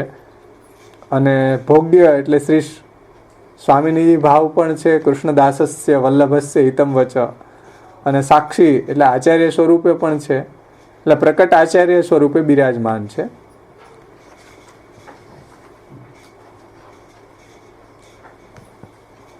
શ્રી હરિરાયજી પણ આ શ્રી વલ્લભ શરણાષ્ટકમાં કહે છે કે ભગવત ભાવ ભાવિત એમાં આવે ને સ્વામીની ભાવ સંયુક્તમ ભગવત ભાવ ભાવિત અત્ય અલૌકિક મૂર્તિ શ્રી વલ્લભ શરણમ. તો શ્રી મહાપ્રભુજીએ આ બધી લીલાનું જ્ઞાન છે. લીલા મધ્યપાતી આપણા મહાપ્રભુજી છે. તો દૈવી જીવોને આવું મહાત્મ્ય પ્રભુને પ્રગટ કરવાની ભૂતલ ઉપર આવું મહાત્મ્ય પ્રગટ કરવાની ઈચ્છા થઈ. કેવી રીતના? વાણી દ્વારા. એ કીધું ને પહેલાં તો દયા ઉપજી. દયાને જ સમજાવે છે. આ દયા શબ્દને જ હજી સમજાવે છે કે ભાઈ પ્રભુને આ રીતે નિરુપધિ એવી દયા ઉપજી છે. અને આવું મહાત્મ્ય લીલા રસાત્મક મહાત્મ્ય પુષ્ટિ માર્ગી લીલા રસ ભાવાત્મક મહાત્મ્ય પ્રગટ કરવાની પ્રભુની ઈચ્છા થઈ કે જેની અંદર ભગવાન છે ખુદ ભોગ્ય બની જાય છે. એટલે પુષ્ટિ માર્ગી લીલા છે જેમાં પ્રભુ પોતે ભોગ્ય બની જાય છે અને ભક્ત છે એ ભોગતા બની જાય છે. તે પુષ્ટિ માર્ગી લીલા છે. અને તે રસ ભાવાત્મક સ્વરૂપ એવું અને એ રસ ભાવાત્મક એવું મહાત્મ્ય ભગવાનને પ્રગટ કરવું છે. એવું રસાત્મક સ્વરૂપ પ્રભુનું આપણને કોણ બતાવે? શ્રી મહાપ્રભુજી સિવાય. શ્રી મહાપ્રભુજી સિવાય એવું સ્વરૂપ કોઈ બતાવી શકે નહીં. કારણ કે શ્રી મહાપ્રભુજી ત્યાં લીલા મધ્યપાતી સ્વરૂપ છે. એટલે જ શ્રી ઠાકોરજીએ પણ શ્રી મહાપ્રભુજીને આજ્ઞા કરી તસ્ય આત્માનુભાવ પ્રકટન હૃદયસ્યાજ્ઞા પ્રાદુરાશિત. તો શ્રી મહાપ્રભુજી સિવાય કોઈ બતાવી શકે નહીં.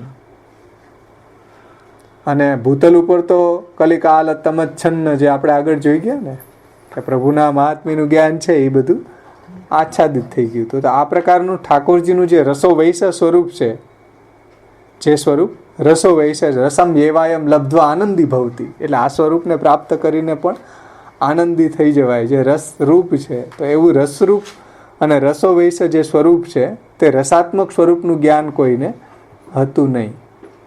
એ કીધું ને એટલે આચ્છાદિત થઈ ગયું. તો આવા સ્વરૂપનું જ્ઞાન રસાત્મક સ્વરૂપ કે પ્રભુ ભક્તોને વશ થઈ જાય છે એમ.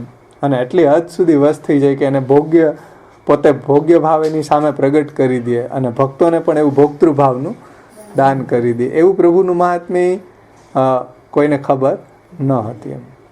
અને તમે જુઓ પુષ્ટિ ભક્તો પ્રભુની સેવાની અંદર ઠાકોરજીને આપણે હોળી ખેલ વગેરેની અંદર ગાડીની પણ ધમાર આવે છે એમ. બ્રહ્માજી જેવા બ્રહ્માજીના ટાંટિયા ધ્રુજવા માંડે.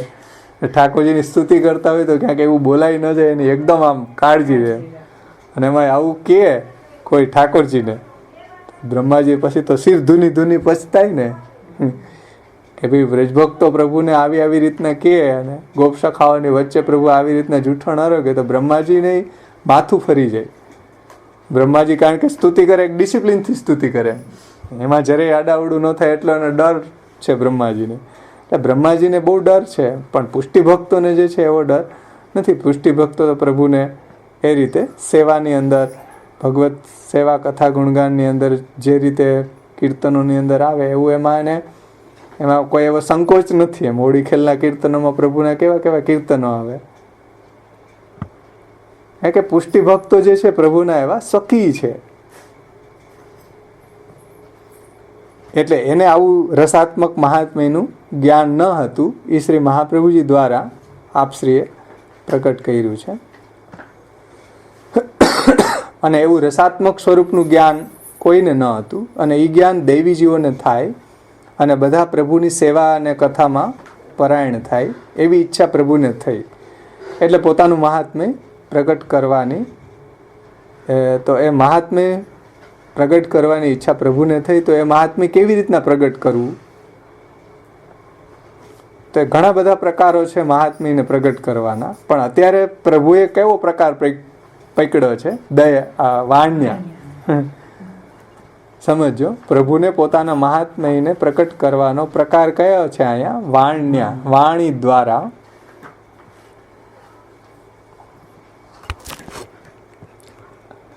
વાણ્ય કઈ રીતે પ્રભુને પ્રગટ કરવું છે? વાણ્યા એટલે વાણ્યા એને સમજાવે છે કે વાણ્યા સ્વવચન દ્વારા, ભગવાનને પોતાના વચન દ્વારા મહાત્મ્ય પ્રગટ કરવું છે. તો સ્વકીયેષુ પ્રકટમ કરિષ્યન સ્વાસ્યમ સ્વસ્ય પુરુષોત્તમસ્યૈવ આનંદ માત્ર આધિદૈવિક અગ્નિરૂપમ યદ આસ્યમ મુખમ તત્ પ્રાદુર્ભૂતમ ચકાર પ્રકટીકૃતવાન. એટલે અહીંયા વાણી દ્વારા, વાણ્ય એટલે વાણી દ્વારા, પ્રભુના વચન દ્વારા પોતાના જે પુષ્ટિ દેવી જીવો છે એ પુષ્ટિ દેવી જીવોને મહાત્મ્ય પ્રગટ કરવાવાળા પ્રભુ જ્યારે થયા ત્યારે સ્વાસ્યમ, સ્વાસ્યમ એટલે પોતાનું મુખારવિંદ, પોતાનું એટલે સાક્ષાત પૂર્ણ પુરુષોત્તમ ભગવાન શ્રી કૃષ્ણનું મુખારવિંદ. અને યસ્માત જે સાક્ષાત પૂર્ણ પુરુષોત્તમ, એ કીધું ને પુરુષોત્તમસ્યૈવ, પુરુષોત્તમ કોણ? ગીતાજીમાં ભગવાન કહે છે યસ્માત અક્ષરમ અતિતોહમ અક્ષરાદપી ચોત્તમ અતોસ્મી લોકે વેદે ચ પ્રથિત પુરુષોત્તમ. તો એવા પુરુષોત્તમ આનંદ માત્ર કરપાદ મુખોદરાદિ જે પ્રભુ છે એવા ભગવાને પોતાનું મહાત્મ્ય વાણી દ્વારા પ્રકટ કરવાની ઈચ્છા કરી. સાક્ષાત પુરુષોત્તમ જે આનંદ માત્ર કરપાદ મુખોદરાદિ રૂપ છે એનું મુખારવિંદ પણ પાછું એવું જ હોય ને. અહીં કીધું છે કે આનંદ માત્ર આધિદૈવિક અગ્નિ રૂપમ યદાસ્યમ. તો એવા આનંદ માત્ર કરપાદ મુખોદરાદિ પ્રભુનું જે મુખારવિંદ છે એ પણ એવું જ આનંદ રૂપ જ છે. તો પુરુષોત્તમનું જે હાસ્ય છે એનું મુખારવિંદ પણ એવું આનંદરૂપ છે, અને તે મુખ પણ આધિદૈવિક અગ્નિ રૂપ છે અને અલૌકિક અગ્નિ છે.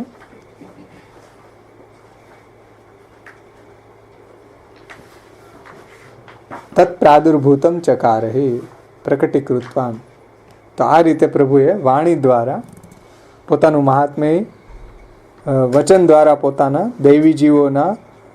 દૈવી જીવોમાં એ મહાત્મ્ય પ્રકટ કરવાની પ્રભુ જ્યારે ઈચ્છાવાળા થયા ત્યારે પોતાનું મુખારવિંદ એટલે સાક્ષાત પૂર્ણ પુરુષોત્તમ, સાક્ષાત પુરુષોત્તમ જે આનંદરૂપ છે એનું મુખારવિંદ પણ અહીંયા આનંદરૂપ છે. અને એ મુખ આધિદૈવિક અગ્નિરૂપ છે, એ અલૌકિક અગ્નિ છે, એ રૂપે અહીંયા પ્રાદુર્ભૂત પ્રગટ કર્યું. શ્રી મહાપ્રભુજીને પ્રગટ કર્યા ને.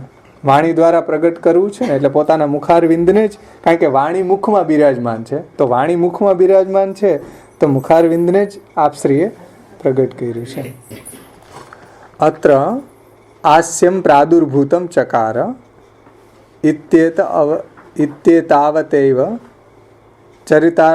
ચરિતાર્થત્વે અપી યત સ્વપદમ અહીં કીધું ને સ્વાસ્યમ, તો એમ સ્વ કેમ કીધું? એમ ખાલી હાસ્ય કહી દેવું હતું ને કે ભાઈ હાસ્યને ભગવાને પોતાના હાસ્યને પ્રગટ, એટલે ભગવાને હાસ્યને પ્રગટ કર્યું, પણ સ્વાસ્યમ કીધું છે તો શ્રી ગોકુલનાથજી સ્વ શબ્દને સમજાવે છે. ભાઈ સ્વ એટલે સ્વ શા માટે મૂક્યું એમ? એટલે સ્વહાસ્યમ એટલે પોતાનું મુખારવિંદ પ્રગટ કર્યું, એમ સ્વપદ કેમ લગાડ્યું? તો સ્વપદમ એ બતાવે છે કે સ્વપદ એટલે લગાડ્યું કે ઉક્તમ તેન અંશ કલાદ્ય અવતારવત કમપી ધર્મ સ્થાપયિત્વા આચાર્યાણમપી યત કિંચિત વક્તૃત્વ આદિ ધર્મ સ્થાપનેન આસ્ય રૂપત્વમ ભવિષ્યતિ ઇતિ આશંકે નિરાશાય ઉક્તમ સ્વાસ્યમ પ્રાદુર્ભૂતમ ચકારયતિ. એટલે હવે બહુ સુંદર વાત ગોકુલનાથજી કહે છે કે ભાઈ સ્વપદ કેમ લગાડ્યો શ્રી ગુસાઈજીએ? સ્વાસ્યમ એટલે પોતાનું મુખારવિંદને પ્રગટ કર્યું, એમાં સ્વપદ કેમ લગાડ્યું? ખાલી હાસ્ય પણ કહી શકાત. સ્વ એટલે પોતાનું મુખારવિંદને પ્રકટ કર્યું, એમ કહેવાનું શું તાત્પર્ય છે? તો અહીંયા શ્રી ગોકુલનાથજી સમજાવે છે કે ભગવાનનું પ્રાકટ્ય અંશાવતાર, કલા અવતાર, આવેશ અવતાર, વ્યૂહ અવતાર એમ બધી રીતે ભગવાનનું પ્રાગટ્ય થઈ શકે. એ કીધું ને અંશાદ્ય કલા અવતાર વત કમપી ધર્મ સ્થાપયિત્વા, એટલે પ્રભુ તો અંશાવતાર, કલા અવતાર, આવેશ અવતાર બધી રીતે પ્રભુ પ્રગટ થઈ શકે છે, ભગવાનનું પ્રાગટ્ય થઈ શકે, પરંતુ શ્રી મહાપ્રભુજીનું પ્રાગટ્ય થયું છે એ કોઈ અંશ કલા કે વ્યૂહ કે આવેશ અવતાર નથી. સ્વાસ્યમ ભગવાનનું પોતાનું જ મુખારવિંદ છે. અહીંયા કોઈ અંશ કલા કે વ્યૂહ કે આવેશ નથી, પણ સ્વાસ્યમ સ્વ શબ્દ એટલે જ મૂક્યો કે પોતાનું મુખારવિંદ જ એમ. કોઈ અંશ કલા વ્યૂહ અવતાર નથી. શ્રી મહાપ્રભુજી સાક્ષાત પરબ્રહ્મ ભગવાન પુરુષોત્તમ શ્રી કૃષ્ણના મુખારવિંદ રૂપ છે. પરબ્રહ્મ રૂપ શ્રી કૃષ્ણ જેમ પૂર્ણ અવતાર પ્રગટ થયા હતા, એમ શ્રી આચાર્યજી પણ પૂર્ણ અવતાર રૂપ જ છે. જેમ ગુસાઈજી કીધું વસ્તુતઃ કૃષ્ણ એવા. તો પરબ્રહ્મ ભગવાન શ્રી કૃષ્ણ જેમ પૂર્ણ અવતાર પ્રગટ થયા હતા ને સારસ્વત કલ્પની અંદર, એવી જ રીતના શ્રી આચાર્યજી મહાપ્રભુજી પણ પૂર્ણ અવતાર રૂપ જ પ્રગટા છે. શ્રી કૃષ્ણનું જ રૂપે જ, શ્રી કૃષ્ણના જ મુખારવિંદ રૂપે પ્રગટા છે. એટલે વસ્તુતઃ કૃષ્ણ એવા. હમણાં આપણે કીર્તન જોયું હતું ને, પ્રાત સમય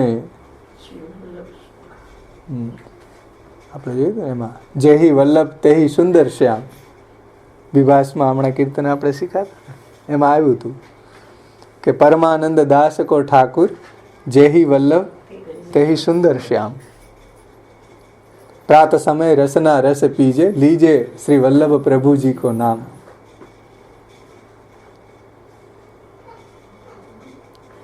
શ્રી મહાપ્રભુજીનું અહીંયા પૂર્ણ અવતાર રૂપે જ પ્રાગટ્ય છે. ખાલી મુખના એટલે મુખનું સામર્થ્ય તો બોલવાનું હોય, તો બોલવાનું એવું અંશરૂપ જ સામર્થ્ય પ્રગટ થયું એવું નથી. અહીંયા એ વાત અહીંયા સમજાવે છે કે આચાર્યાણામ અપી યત કિંચિત વક્તૃત્વ આદિ ધર્મ સ્થાપનેન આસ્ય રૂપત્વમ ભવિષ્યતિ ઇતિ આશંકે નિરાશાય ઉક્તમ સ્વાસ્યમ પ્રાદુર્ભૂતમ ચકારીતિ. એટલે અહીં બોલવાનું ખાલી સામર્થ્ય જ પ્રગટ થયું એવું નથી. એમ ઉપર શું કીધું? અંશ કલા વ્યૂહ કોઈ આવેશ નથી. સાક્ષાત સ્વ શબ્દથી અહીંયા સ્વાસ્યમ એટલે પોતાનું જ મુખારવિંદ પ્રગટ થયું છે. કોઈ અંશ કલા વ્યૂહ આવેશ રૂપે પ્રગટ થયું નથી. સાક્ષાત મહાપ્રભુજી છે, ભગવાનના જ મુખારવિંદ છે.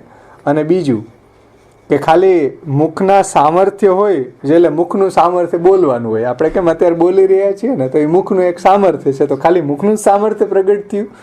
તો કે નહીં, ખાલી મુખનું સામર્થ્ય કોઈ અંશરૂપ મુખનું સામર્થ્ય પ્રગટ થયું નથી. એટલે શ્રી આચાર્યજી મહાપ્રભુજી તો પૂર્ણ પુરુષોત્તમ છે. મુખારવિંદ રૂપ હોવાથી આ પૂર્ણ પુરુષોત્તમ છે, અંશ કલા નથી. એટલે કે સ્વાસ્યમ, અહીંયા હાસ્ય લખ્યું છે, સ્વાસ્યમ લખ્યું છે, કેવલ હાસ્ય નથી લખ્યું. એટલા માટે એનું તાત્પર્ય શ્રી ગોકુલનાથજી આ રીતે સ્વાસ્યમ સ્વાસ્યમ એમ પોતાના મુખારવિંદને પ્રગટ કર્યું. એમ ખાલી કોઈ બોલવાનું સામર્થ્ય કે કોઈ અંશકલા વિભૂતિને પ્રગટ કર્યું નથી, પણ પોતાના જ મુખારવિંદને પોતે જ શ્રી મહાપ્રભુજી રૂપે પ્રગટ થયા. એમાં હાસ્ય શબ્દથી પેલા સ્વાસ્યમ શબ્દથી સમજવું. યથાસ્થિતસ્યેવ વસ્તુનો દર્શનમ પ્રાદુર્ભાવો નતુ અવિદ્યમાનસ્ય જનિતસ્યાપી દર્શનમ પ્રાદુર્ભાવ. હવે એક વાત ગોકુલનાથજી કહે છે કે ભાઈ પ્રાદુર્ભાવ થયો છે, પ્રાદુર્ભૂતમ એટલે પ્રગટ થયા છે. સમજો, શ્રી મહાપ્રભુજી અહીંયા ભૂતલ ઉપર એનું પ્રાકટ્ય થયું છે. એટલે પ્રાદુર્ભૂતમ ચકારે એમ જે શ્રી ગુસાઈજી કહી રહ્યા છે ને, એમાં પ્રાદુર્ભાવ જે કહ્યો છે એનું તાત્પર્ય શું છે તો એ સમજાવે છે. કોઈ પ્રાદુર્ભાવ એમ કીધું જન્મ્યા કે આવ્યા એવું નહીં કહેતા, પ્રાદુર્ભૂત થયા છે, પ્રગટ થયા છે.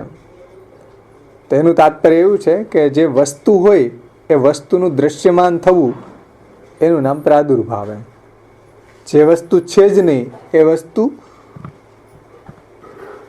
વસ્તુ છે જ નહીં તે ઉત્પન્ન થાય કે એ વસ્તુ ઉત્પન્ન થાય, પ્રાદુર્ભાવ ન થાય.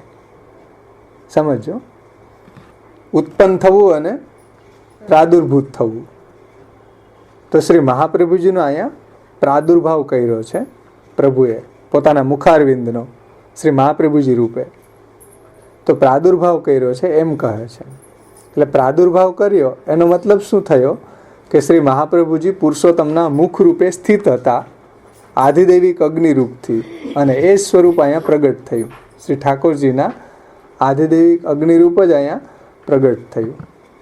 એટલે અહીં કહી રહ્યા છે, જુઓ કે યથાસ્થિતસ્યૈવ વસ્તુનો દર્શનમ પ્રાદુર્ભાવો નતુ અવિદ્યમાનસ્ય જનિતસ્યાપી દર્શનમ પ્રાદુર્ભાવ.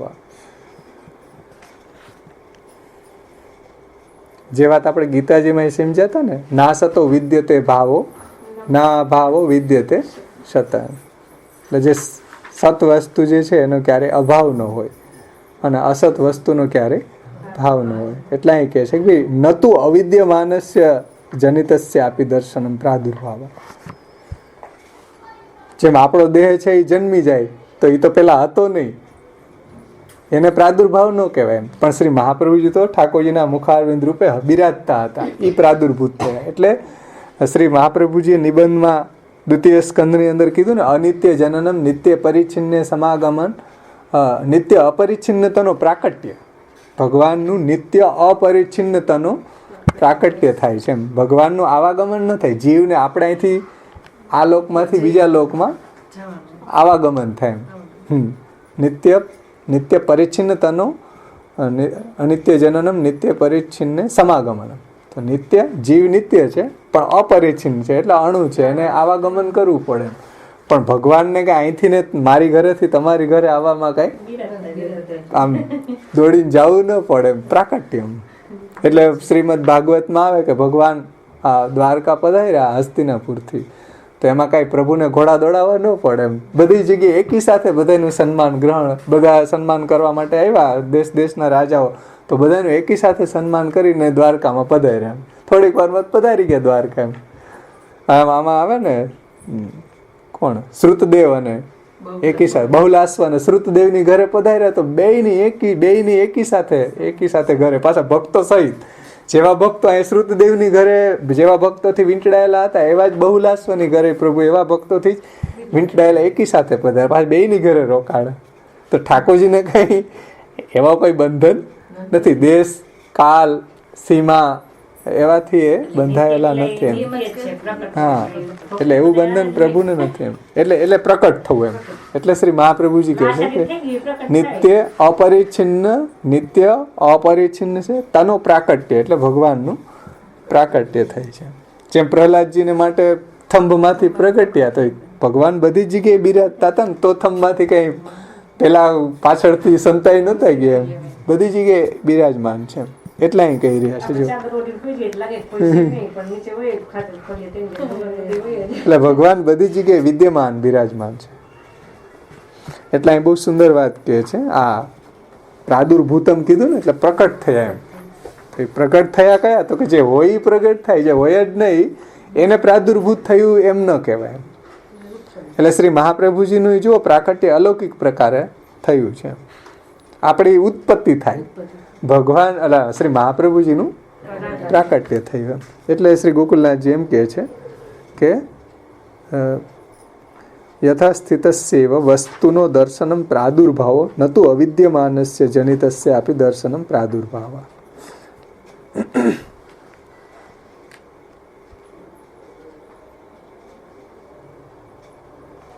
તેન આચાર્યાણામપી યથાસ્થિતે સાક્ષાત પુરુષોત્તમ શ્રી મુખત્વેન એવ નતુ કમપી અંશમ તત્રત્યમ ત્યાજયિત્વા એતજ જ્ઞાનાર્થમ ઉક્તમ સ્વાસ્યમ પ્રાદુર્ભૂતમ ચકાર ઇતિ. એટલે શ્રી મહાપ્રભુજી છે એ પુરુષોત્તમજી ઠાકોરજીના શ્રી પુરુષોત્તમના મુખ રૂપે સ્થિત હતા, આધિદૈવિક અગ્નિરૂપથી, અને ઈ સ્વરૂપ અહીંયા ભૂતલ ઉપર પ્રગટ થયું છે. એટલે શ્રી ઠાકોરજીને કંઈ આવું જવું ન પડે, નિત્ય છે, બધી જગ્યાએ બિરાજમાન છે, સર્વદા સર્વકાલમાં સર્વત્ર બિરાજમાન છે. એમ શ્રી મહાપ્રભુજી પણ એવા જ છે, એમ પ્રભુના જેવા જ છે. એટલે શ્રી મહાપ્રભુજીના ભક્ત જ્યાં એનું ચિંતન કરે, ત્યાં એની વાણીનું, જ્યાં વાણીનું સ્વાધ્યાય કરે, ત્યાં આપ બિરાજે. આપણે સર્વોત્તમ સ્તોત્રમાં આગળ નામ આવશે, સ્વયસો ગાન સંવૃષ્ટ હૃદયામ ભોજ વિસ્તરણ. જ્યાં એનું ગુણગાન, જેમ પ્રભુ વ્યાપક છે એમ શ્રી મહાપ્રભુજી પણ એવા વ્યાપક છે. મારી ઘરે બિરાજે તો તમારી ઘરે નથી, એવું નથી. એમ પણ તમે જો ગુણગાન કરો તો તમારી ઘરે બિરાજી જાય, હૃદયમાં બિરાજી જાય.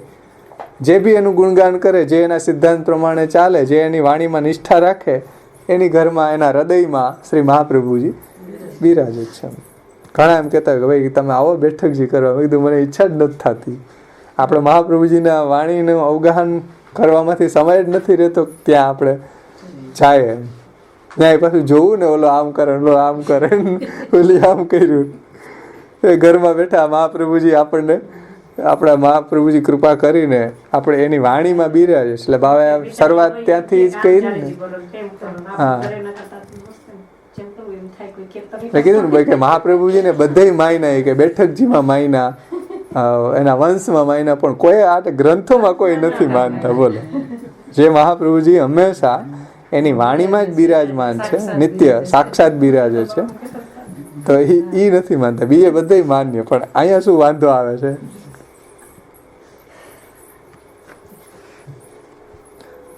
તો આ રીતે જેમ શ્રી ઠાકોરજી છે એ વ્યાપક છે, બધી જગ્યાએ વિદ્યમાન છે, એમ શ્રી મહાપ્રભુજી પણ ઠાકોરજીના મુખારવિંદ રૂપ હોવાથી બધી જગ્યાએ બિરાજમાન છે.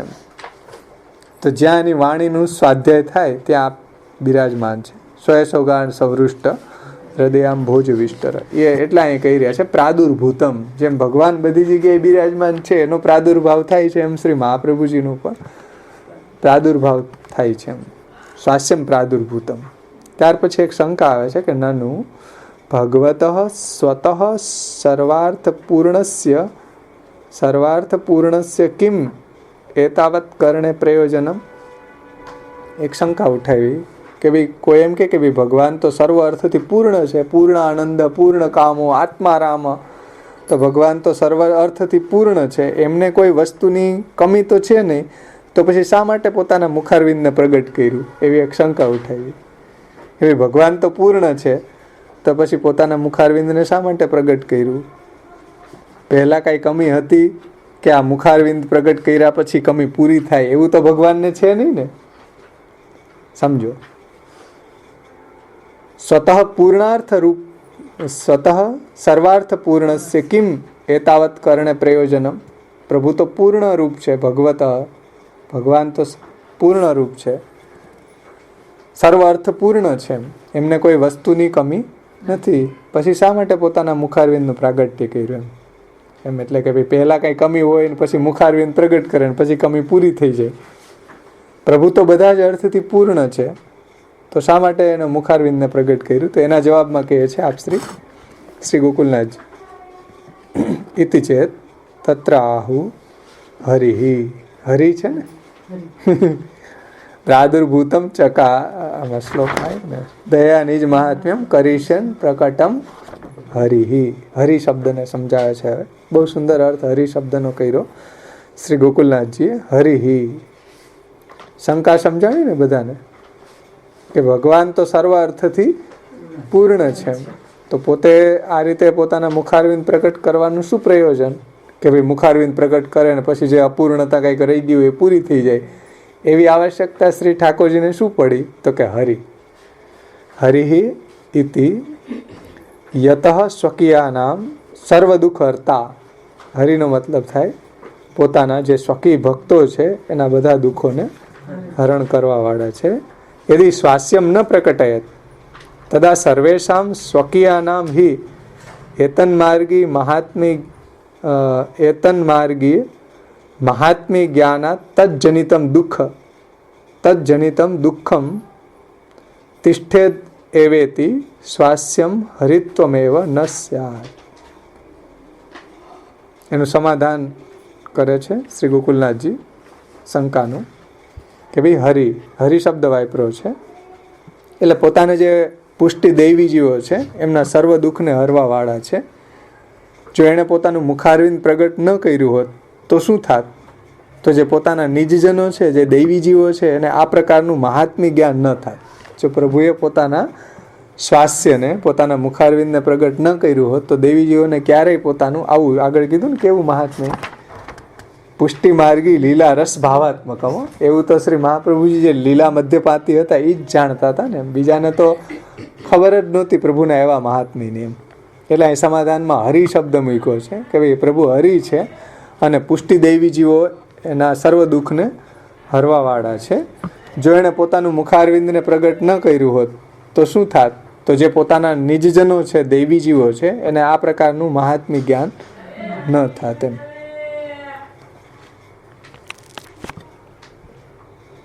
અને એને પ્રભુના આ પ્રકારનું મહાત્મ્ય જ્ઞાન ન થાત અને મહાત્મ્ય જ્ઞાન ન થવાથી દુઃખ થાત. એટલે ભગવાનની પ્રાપ્તિ, ભગવાનના સ્વરૂપનું જ્ઞાન એને કઈ રીતે થાત?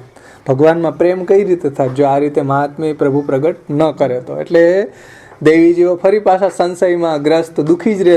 ભગવાનની પ્રાપ્તિ અને ભૂતલ ઉપર દૈવી સૃષ્ટિમાં જન્મેલા હોવા છતાં પણ રજાધીપની પ્રાપ્તિ એને ક્યારેય ન થાત. એટલે પ્રભુ હરિ છે એ કહી રહ્યા છે ને, દયા નિજ મહાત્મ્યમ કરીશ્યન પ્રકટમ હરિ. એ હરિ શબ્દને સમજાવે છે શ્રી ગોકુલનાથ ચરણ કે જો આ રીતે પ્રભુ પોતાનું મહાત્મ્ય જ્ઞાન પ્રગટ ન કરે તો દૈવી જીવો દુઃખી થાત, હંમેશા દુઃખી જ રહે તેમ. અને એ દુઃખ છે એ દૂર ક્યારેય ન થાત. તો એ દુઃખ કેવી રીતના દૂર થાય છે? કઈ રીતે દૈવી જીવોનું દુઃખ દૂર થાય? એટલા માટે દુઃખને દૂર કરવા માટે ઠાકોરજીએ પોતાના મુખારવિંદ સ્વરૂપને ભૂતલ ઉપર પ્રગટ કર્યું. એમ બાકી પ્રભુ તો પૂર્ણ જ છે. પૂર્ણમદઃ પૂર્ણમિદમ પૂર્ણાત પૂર્ણમુદચ્યતે પૂર્ણસ્ય પૂર્ણમાદાય પૂર્ણમેવા વશિષ્યતે. એ જે કાંઈ કરે છે આપણા માટે કરે છે. આપણા ઘરમાં ઠાકોરજી આપણી સેવા લેવા માટે બિરાજે છે. હા, આપણા ઘરમાં આપણા ઠાકોરજી આપણા કથા ગુણગાનને સાંભળવા માટે કરે છે. બાકી આપ તો પૂર્ણમદઃ પૂર્ણમિદમ પૂર્ણાત પૂર્ણમુદચ્યતે છે. પણ આપણા ઘરની અંદર જે એને ઉદ્ધરિષ્યામી ઇતિ તદા મૃદાદે પ્રાદુર્ભૂતો ભક્તિ માર્ગાનુસારણ. પણ આ જીવનો ઉદ્ધાર કરીશ, ભગવાનની પણ એવી પ્રતિજ્ઞા છે કે જે મારી સેવા કરશે તદા મૃદાદે, જે સ્વરૂપની અંદર એવી નિષ્ઠાથી, તો હું એનો ઉદ્ધાર કરવા માટે જેમ પ્રહલાદજી એના માટે હું થંભામાંથી પ્રગટ થયું એમ એના સૈવ્ય સ્વરૂપમાંથી હું એમાં સાક્ષાત એની સેવાનો અંગીકાર કરીશ. એમ એને ઉદ્ધરિષ્યામી ઇતિ તદા મૃદાદે પ્રાદુર્ભૂતો ભક્તિ માર્ગાનુસારણ. એમ શ્રી આચાર્ય પ્રભુ જ કહે છે, પોતે જ પોતાની એવી પ્રતિજ્ઞા છે કે હું એ રીતે એ ભક્તને માટે પ્રગટ થાય છે. પણ ભક્તિ માર્ગાનુસારણ, જે રીતે મહાપ્રભુજી આપણને જે સમજાવ્યો છે ભક્તિનો પ્રકાર એ રીતે કરશું તો એમ. નહીતર ગેરંટી નથી પછી એનું પૂર્ણ પુરુષોત્તમત્વ હોવું. પણ જો આપણે મહાપ્રભુજીના સિદ્ધાંત પ્રમાણે ભગવત સેવા કરતા હશું તો સાક્ષાત પૂર્ણ પુરુષોત્તમ યત્ર હસ્ત તત્ર હસ્ત, યત્ર ચરણ તત્ર ચરણ, જે પણ કાંઈ ઉપચારો આપણે આપણા પ્રભુને કરીએ છીએ એ સાક્ષાત કૃષ્ણને જ થઈ રહ્યા છે. એટલા અહીં કહી રહ્યા છે કે પૂર્ણ પુરુષોત્તમ જ છે, પણ પોતાના ભક્તો પ્રત્યેની, પોતે પૂર્ણ જ છે છતાં પણ પોતાના ભક્તો પ્રત્યેની ભક્ત વત્સલતા પ્રભુ પ્રગટ કરે છે. એટલે એ પોતાના ભક્તોના દુઃખને જોઈ નથી શકતા. એમ કે ભાઈ મારા ભક્તો આવા આ સંસારમાં પડેલા અઘોગ તમસા વૃતમમાં પડેલા, કલિભુજંગ માસાદિતમ જગત વિશેષ આગરમ પતિતે અશ્વધર્મમાં રત. તો આવા દૈવી જીવોને જોઈને પ્રભુએ નહીં એકદમ દયા ઉપજી. એટલે ભક્તોના દુઃખને પ્રભુ જોઈ શકતા નથી. એટલે દુઃખને દૂર કરવા માટે ભગવાન શ્રી કૃષ્ણએ પોતાના મુખારવિંદ સ્વરૂપ શ્રી મહાપ્રભુજીને અહીંયા ભૂતલ ઉપર પ્રગટ કર્યા. એમાં પ્રભુ તો પૂર્ણ જ છે, પ્રભુની તો એમાં પૂર્ણતા જ છે એમ, પરંતુ પ્રભુની ભક્તવત્સલતા અહીંયા કહેલી છે. એટલે શંકા એ હતી ને, શંકા શું હતી કે ભગવતા સ્વતઃ સર્વાર્થ પૂર્ણસ્ય કિમ એતાવત કરણે પ્રયોજનમ. એટલે ભગવાન તો પોતે તો પૂર્ણ જ છે, તો આવું એને પોતાનું મુખારવિંદ પ્રગટ કરવાની શું આવશ્યકતા? તો કે હરિ છે. એટલે કે હરિ છે ને પોતાનું બિરુદ્ધ છે ને હરિ. જો આ રીતે ભક્તોનું દુઃખ દૂર ન કરે તો પછી પ્રભુને હરિ કોણ કહે? તો ભગવાનને પોતાનું હરિત્વ નભાવવું છે ને, કે હું હરિ છું, મારા ભક્તોના દુઃખને દૂર કરવા વાળો છું, એમ ભક્ત વત્સલ છું. તો ભક્ત વત્સલ પ્રભુ કયા છે, પ્રભુને કહેલા છે. એટલે પ્રભુએ પોતાનું હરિનામ સાર્થક કર્યું છે. અહીંયા જો શ્રી મહાપ્રભુજીને ભૂતલ ઉપર પ્રગટાવીને ઠાકોરજીએ પોતાના હરિનામને સાર્થક કર્યું છે શ્રી મહાપ્રભુજી દ્વારા. શ્રી મહાપ્રભુજી આ રીતે ભક્તોને પ્રભુનું આવું લીલાત્મક મહાત્મ્ય પ્રગટ કરીને ભક્તોના દુઃખને દૂર કર્યું છે. કેવી વિલક્ષણતા છે! આવું મહાત્મ્ય બીજા કોઈને ખબર જ ન પડે ને. તમે કોઈની સામે આવો લીલાની વાત કરો તો એને સમજમાં જ ન આવે. પ્રભુની આવી જે ભક્તો સાથેની ભક્ત પરવસતા છે એ કોઈને સમજમાં ન આવે એમ. આવું લીલાત્મક મહાત્મ્યનું જ્ઞાન કોઈને ન હોય, જે આપણે શ્રી વલ્ભાષ્ટક અને સ્ફુરત કૃષ્ણ પ્રેમામૃતમાં જોઈ ગયા આગળ પાછળ. હજી પણ આપણે આગળ સર્વોત્તમ સ્તોત્રમાં એવું મહાત્મ્ય આવશે શ્રી આચાર્યજીનું, શ્રી ઠાકોરજીએ જે રીતે શ્રી મહાપ્રભુજી દ્વારા પ્રગટ કર્યું છે. એટલે આગળ જે શંકા કરી હતી કે પ્રભુ તો પૂર્ણ છે, પરંતુ પ્રભુની ભક્તવત્સલતા આમાં બતાવી છે. હરિ એટલે કે પ્રભુએ પોતાનું હરિનામ અહીંયા સાર્થક કર્યું છે. પ્રભુએ મહાપ્રભુજીને જો પ્રગટ ન કર્યા હોત તો દેવી જીવોનું દુઃખ છે એ દૂર ન થાય. અને દેવી જીવોનું જો દુઃખ દૂર ન થાય તો પ્રભુના હરિનામની સાર્થકતા કેવી રીતના થાય? એટલે પ્રભુ હરિ છે, અને હરિ હોવાથી આ રીતે પ્રભુ ભક્તોના દુઃખને દૂર કરે છે.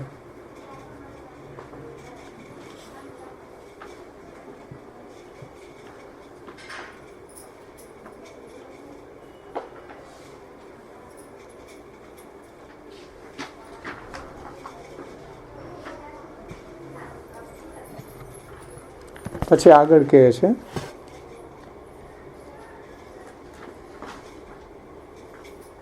અતઃ સ્વસ્ય હરિત્વ સિદ્ધ્યર્થમેવ એતાવત કૃતવાન ઇતિ જ્ઞાપનાર્થમ એવ ઉક્તમ હરિ ઇતિ.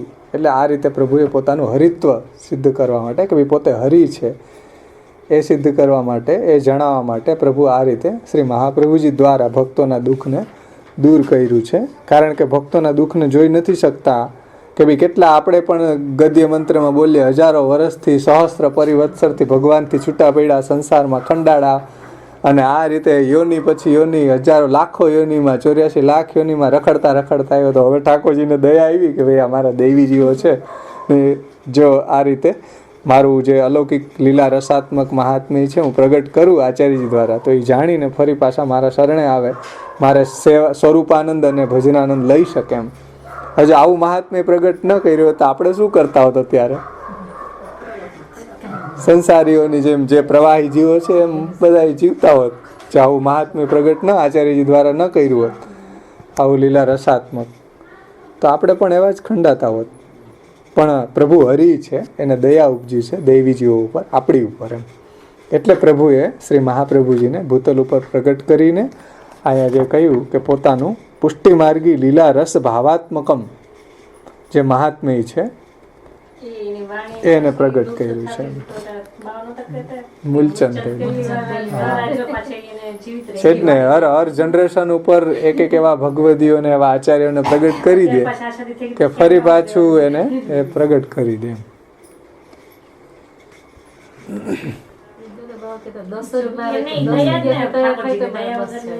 શક્ય જ નથી એમ. કેવા મૂલચંદ તેલીવાલા હતા તો કેવા 35 વર્ષની ઉંમરમાં જ આટલી બધી શ્રી મહાપ્રભુજીના ગ્રંથોનું સંકલન કરવું એટલે રાત્રે જાગીને સ્ટ્રીટ લાઇટમાં, ફાનસમાં, ત્યારે તો લાઇટ નહોતી ફાનસમાં. હું એક દી વાંચતો તો લાઇટ વહી ગઈ હતી મોબાઈલની. મેં કીધું આમાં બહુ મજા નથી આવતી. મેં કીધું આ ફાનસથી કેમ ગુલચંદ તેલીવાલાએ આ બધું ઓડિટ કર્યું હશે, લખ્યું હશે. એ થોડીક આમ એ તો એ લાઇટ તો ફાનસ કરતાં સારી ફોર્સ પાડી હોય એમ, પણ છતાંય આપણને ઓઈલી લાઇટની ટેવ પડી ગઈ હોય ને.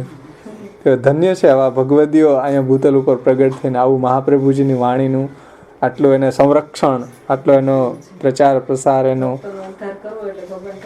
તો આ રીતે પ્રભુ એ ભક્તો દ્વારા પણ આવી લીલા કરે છે. હા, બહુ બહુ હું કહે કે આચ્છાદિત થઈ ગયું તેમ. કલિકાલ તમચ હવેલી રૂપી કલિકાલ એટલો બધો છવાઈ ગયો કે આ તો કોઈને ખબર જ નહોતી. બસ ખાઓ પીઓ ને હેડોનિસ થઈ ગયા મોજ મારવા વાળા. પણ જે પ્રભુનું આવું મહાત્મ્ય છે એ તો ઠાકોરજીની કૃપા વગર શક્ય નથી. અને એ પાછા કઈ સામાન્ય ઓલા નહોતા બધા. હવે હી શબ્દને સમજાવે છે. અહીં કીધું ને ચકાર હી વાણ્યા યદા તદા સ્વાસ્યમ પ્રાદુર્ભૂતમ ચકાર હી. એમાં શ્રી ગોકુલનાથજી બે રીતે સમજાવે છે, પાઠ ભેદથી. એક હી શબ્દ અને ચકાર હ હોય તો એનો શું અર્થ થાય, અને હી હોય તો શું અર્થ થાય. તો હી યુક્ત ચ અયમ અર્થ યદિ હરિત્વેન સ્વાસ્ય પ્રાકટ્યમ ન કુર્યાત તદા સાક્ષાત ભક્તિ માર્ગી મહાત્મ્ય પ્રાકટ્ય અભાવાત સ્વીયાનામ સર્વ પુરુષાર્થ સિદ્ધિ ન સ્યાત ઇત્યતઃ ઉક્તમ હિ ઇતિ. એટલે હિ શબ્દ મૂક્યો ને અહીંયા, દયા નિજ મહાત્મ્યમ કરીષણ પ્રકટમ હરિ વાણ્યા યદા તદા શ્વાસમ પ્રાદુર્ભૂતમ ચકાર હિ. તો હિ શબ્દને એ સમજાવે છે. એટલે હિ શબ્દ છે પ્રાદુર્ભૂતમ ચકાર હિ અને હ એવા બે પાઠ છે. તો હિ છે અહીંયા નિશ્ચયના સંદર્ભમાં છે, નિશ્ચયના સંદર્ભમાં. એટલે અથવા ભારપૂર્વક કહેવા માટે આ વસ્તુ અમે કહી રહ્યા છીએ એ બરાબર જ છે એમ. હિ શબ્દથી કે ભાઈ આ વસ્તુ જે અમે કહી રહ્યા છે એ બરાબર છે, એ દ્રષ્ટિથી અહીંયા હિ શબ્દ મૂક્યો છે. એટલે નિશ્ચયના અર્થમાં. તેથી અહીંયા પોતાનું હરિપણું સિદ્ધ થાય, સમજો કે ભાઈ પોતાનું હરિપણું સિદ્ધ થાય એટલા માટે જ આટલું કર્યું એમ જણાવવા માટે મેં કીધું ને. અતઃ સ્વસ્ય હરિત્વ સિદ્ધ્યર્થમેવ એતાવત કૃતવાન ઇતિ જ્ઞાપનાર્થમ ઉક્તમ હરિ ઇતિ. પછી હિ યુક્ત ચ અયમ અર્થ યદિ હરિત્વેન સ્વાસ્ય પ્રાકટ્યમ ન કુર્યાત તદા સાક્ષાત ભક્તિ માર્ગી મહાત્મ્ય જ્ઞાન પ્રાકટ્ય અભાવાત સ્વીયાનામ સર્વ પુરુષાર્થ સિદ્ધિ ન સ્યાત ઇતિ. એટલે જો આ રીતે પ્રભુએ પોતાનું મુખારવિંદને પ્રગટ કરી અને આવું ભક્તિ માર્ગી જે પુષ્ટિ લીલા રસાત્મક મહાત્મ્ય પ્રગટ ન કર્યું હોત તો શું થાત? તો કે સ્વીયાનામ સર્વ પુરુષાર્થ સિદ્ધિ ન સ્યાત. જે પુષ્ટિ દૈવી જીવો છે એને સર્વ પુરુષાર્થ જે સ્વરૂપાનંદ અને ભજનાનંદની પ્રાપ્તિ ન થાત એમ. તો શ્રી મહાપ્રભુજીએ આ રીતે પ્રગટ થઈને હિ નિશ્ચય એમ દૈવી જીવોને આ રીતે ભગવત સ્વરૂપાનંદ ભગવત ભજનાનંદની પ્રાપ્તિ કરાવી છે. હિ શબ્દથી નિશ્ચયના રૂપમાં.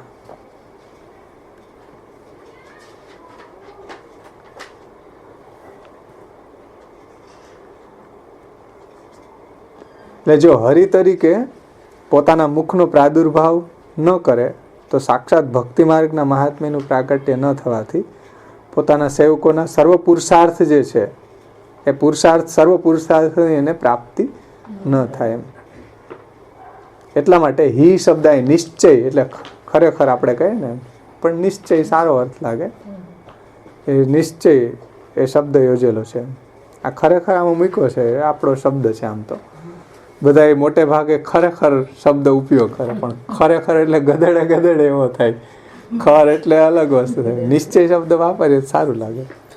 જો કે આપણે રૂઢ થઈ ગયો એટલે કોઈને એવું ન લાગે, આપણે ખરેખર શબ્દ વારંવાર વાપરીએ, ભાઈ ખરેખર આવું જ હોય એમ, એટલે કોઈને એવું ના લાગે. પણ એની તમે એનાલિસિસ કરો શબ્દોની તો કંઈક વિચિત્ર અર્થ થાય ને એમ. ભાઈ હી શબ્દ આપણે વારંવાર જોઈએ ને તો નિશ્ચયાર્થ માટે, હા ચોક્કસ, હા તો એ ચોક્કસ એમ અહીંયા કહી રહ્યા છે.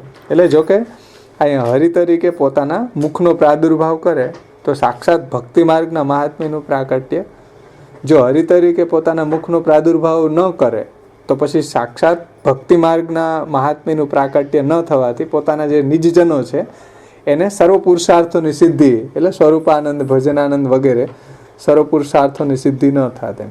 તો આપણે પછી સેવા કે કથા ગુણગાનમાં રત કે પરાયણ ન થઈ શકત ને, જો આવું મહાત્મ્ય ન જાણી શકત તો. એટલે આપણા અષ્ટસખાઓ દ્વારા કેવી કેવી લીલાઓનું આપણને રસ, જે રસાત્મક પુષ્ટિ રસાત્મક મહાત્મ્ય પ્રભુનું કેવું પ્રગટ કર્યું છે એમ. પુષ્ટિ માર્ગી લીલા રસ ભાવાત્મકમ પ્રાગટ્ય શ્રી મહાપ્રભુજીએ પણ સુબોધનીજીમાં ભાગવત લીલાના ચિંતન દ્વારા ભગવાનની લીલાઓનું એવું મહાત્મ્ય અષ્ટસખાઓના કીર્તન દ્વારા પણ આપશ્રીએ પ્રગટ કર્યું છે. એટલે અહીં હી શબ્દ છે એ અહીંયા નિશ્ચયના અર્થમાં વાપર્યો છે. અને બીજું હ જો હોય તો એનો શું અર્થ થાય એ બતાવે છે કે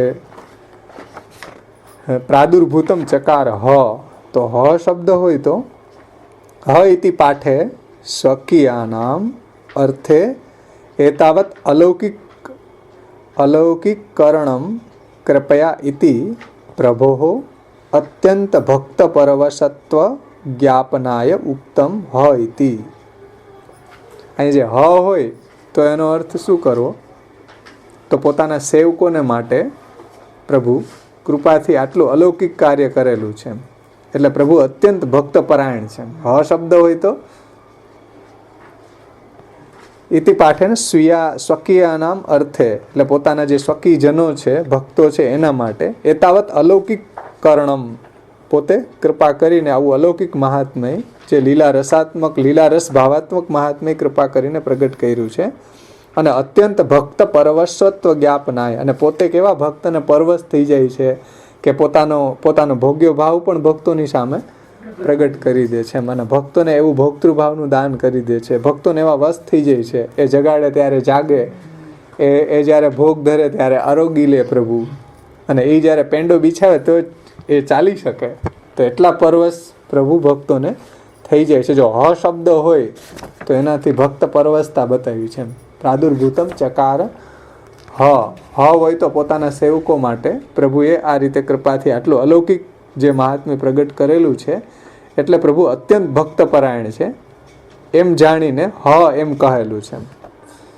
એટલે બે રીતે પાઠ અહીંયા ભેદ લીધો છે ગોકુલનાજી, કે હી હોય તો આ રીતે સમજવું અને હ હોય તો આ રીતે સમજવું. એતેન સ્વસ્ય ફલમાર્ગી મહાત્મ્ય જ્ઞાનમ સ્વાસ્ય પ્રાકટ્યમ અસાધારણો હેતુઃ ઉક્ત ઇતિ સ્વસ્ય જ્ઞાનમ ઇતરેષામ અજ્ઞાનમ ચ સિદ્ધિમ ઇતિ ન કાપી અનુપપત્તિ.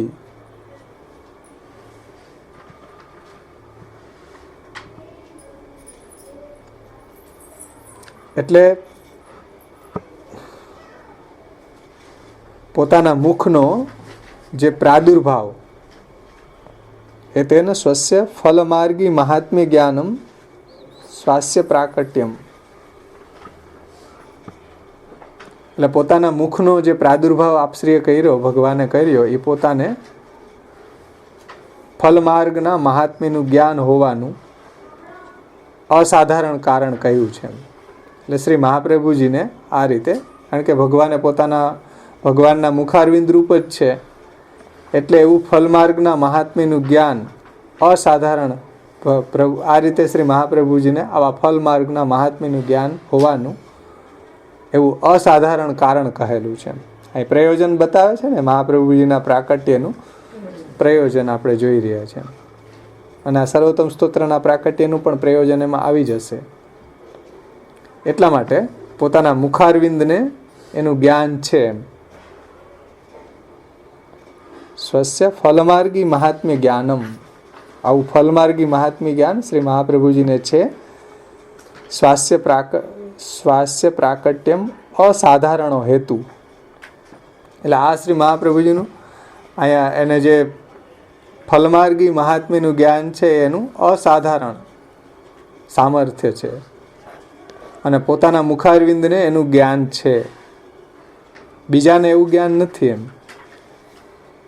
બીજાને એવું જ્ઞાન નથી. જો ઇતિ ઉત્તમ સ્વસ્ય જ્ઞાનમ ઇતરેસામ અજ્ઞાનમ.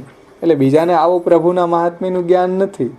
બીજાને આવા લીલા ચિંતનની વાત કરો, પ્રભુ આવા ભક્તોને વશ થઈ જાય ને પોતે ભોગ્ય બની જાય, તો લોકો ટકો ખંજોરે કે આ શું ભોગ્ય ભોગતા કઈ સમજમાં ન આવે ને.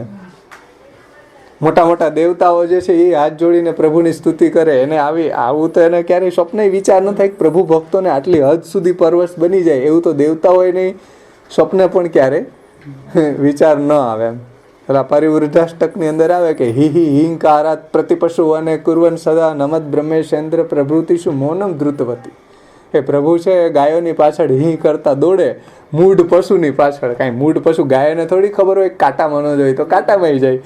બ્રજભક્તો કહે છે કે ઠાકોરજીના જે ચરણ છે એટલા કોમળ છે અને ગાયો તો કાંઈ એને રસ્તાની ખબર ન હોય એટલે એ તો કાંટામાં દોડે. તો ઠાકોરજી પણ એની પાછળ કાંટામાં દોડે અને એના પાછા ગોપાલ હોવાથી જ્યારે પાદુકાઈ ધારણ નથી કરતા. તો આવું અમે વિચારીએ તો અમારું હૃદય ચીરાઈ જાય. એમ ગોપીજનો કહે છે ભાઈ અમે આવું વિચારીએ તો અમારું કે શા માટે કે કેટલા બધા સેવકો છે, બધાને મોકલી દેવે ને ગાયો ચરાવવા, તમારે શું જવાની જરૂર છે ગાયો ચરાવવા.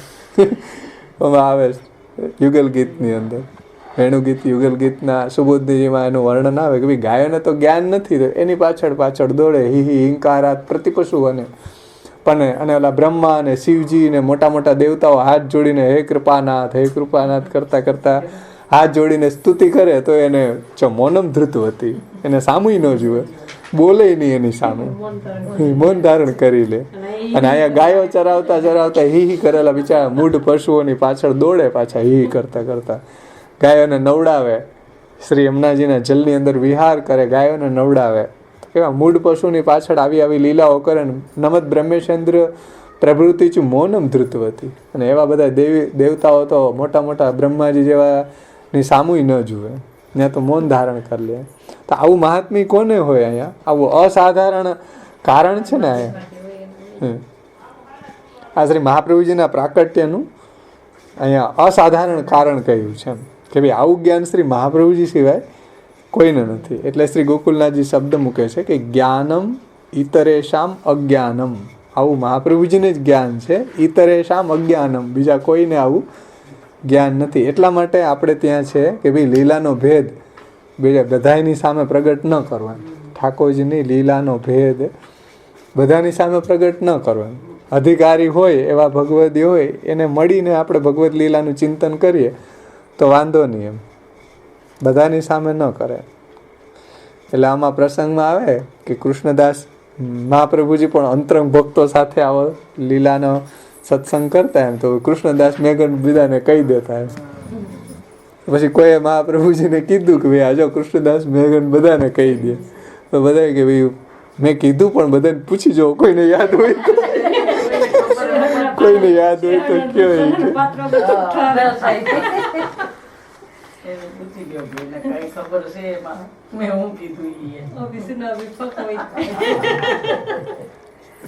આપણે ત્યાં એક 252 પ્રસંગ આવે છે કે કોઈ ભગવદી છે એવા કોઈ સામાન્ય વૈષ્ણવની સાથે આવો અહીં કીધું ને પુષ્ટિ માર્ગી લીલા રસ ભાવાત્મક મહાત્મ્યને પ્રગટ કરતા હશે તો ઠાકોરજી પાછળ આમ પરિશ્રમિત હતા. એવા બીજા ભગવદીને દર્શન થયા કે ભાઈ તું અહીંયા આવી જગ્યાએ આવો સત્સંગ ન કરે. એમાં વિવેક હોવો જોઈએ. એ સત્સંગની અંદર આપણે બધાની સાથે સિદ્ધાંતિક સત્સંગ કરી શકીએ. એમ લીલા ચિંતન એવો સત્સંગ ત્યાં ન કરાય. એમ એ બધાની એ રીતે ન કરાય. એટલે ઠાકોરજી એની પાછળ બહુ પરિશ્રમિત હતા. એટલે ઓલા ભગવદી એને સમજાવ્યું કે ભાઈ તારી પાછળ તને ખબર છે ઠાકોરજી કેટલા શ્રમિત હતા. 252 એવો પ્રસંગ છે કે અનધિકારીની સામે આવું મહાત્મ્ય પ્રગટ ન કરાય. એટલે જ શ્રી ગુસાઈજી મહારાજે જ્યારે શૃંગાર રસ મંડન ગ્રંથ લખ્યો ત્યારે સ્પષ્ટ કહી દીધું કે જે અરસિક છે, જે ભગવાનના રસથી અનભિજ્ઞ છે, એ લોકોએ આ ગ્રંથને ટચ નહીં કરો. નો ટચ. મહેરબાની કરીને વિનંતી કરી, ગુસાઈજીએ પ્રાર્થિકા પ્રાર્થના કરી છે, કોઈ મહેરબાની કરીને જે ભગવદ રસથી અનભિજ્ઞ જે છે, પ્રભુના સ્વરૂપને જાણતા નથી, પ્રભુના સ્વરૂપમાં એને હજી અસંભાવના વિપરીત ભાવના છે, એને મહેરબાની કરીને આવા જે લીલાત્મક ગ્રંથો છે એનો એને મહેરબાની કરીને સ્પર્શ નહીં કરો. કારણ કે એ એને પોતાની દૃષ્ટિથી જોશે, પોતાની વિષય વાસનાની દૃષ્ટિથી જોશે. કહો ભગવાન એવા આપણા જેવા જ છે, અને ભગવાનની અંદર એવી અસંભાવના વિપરીત ભાવના પેદા થશે, તો એ વાંચવાના કારણે એને લીલા ચિંતન કે ભગવત ભાવ વર્ધનને વર્ધન થવાને બદલે એનું પતન થશે. એટલે એની કેર લેવી જોઈએ. એટલા અહીં કહી રહ્યા છે કે ભાઈ આવું લીલા રસાત્મક મહાત્મ્ય છે એ તો અજ્ઞાનમ, એ બધાને જ્ઞાન નથી એમ. અને શ્રી મહાપ્રભુજીએ તો એવું વર્ણન કર્યું સુબોધનીજીમાં, ચાચડ ન ડૂબે. બધાય ખબર નહીં દશમસ્કંદ કેમ વાત થાય છે. અમે તો દશમસ્કંદ પૈસા ટાટિયા ધ્રુજતા થાય, કેમ આને સંભાળવા, કઈ પંક્તિ લાગે નહીં. બીજા બધા ગ્રંથોમાં વાંધો નહોતો, પહેલાં ડર લાગતો હતો, પણ જેવા એમાં ગયા અંદર પછી આનંદ આવતો હતો. પ્રથમ સ્કંદ, દ્વિતીય સ્કંદ, તૃતીય સ્કંદ, ચતુર્થ, 5, 6, 7 મહાપ્રભુજીનું ભાગવતાત પ્રકરણ છે, પુરુષોત્તમ સહસ્ત્ર નામ હોય, આનંદ આવે એમાં. પણ દશમ સ્કંદમાં તો ટાંટિયા ધ્રુજવા માંડે પાછા, કારણ કે એટલું મહાપ્રભુજીને સુબોધનજી એટલા ટફ છે, એમાં કઠિન થઈ જાય. મને તો એ આશ્ચર્ય થાય કે આ બધા દસમ સ્કંદ કેમ વાત થાય છે.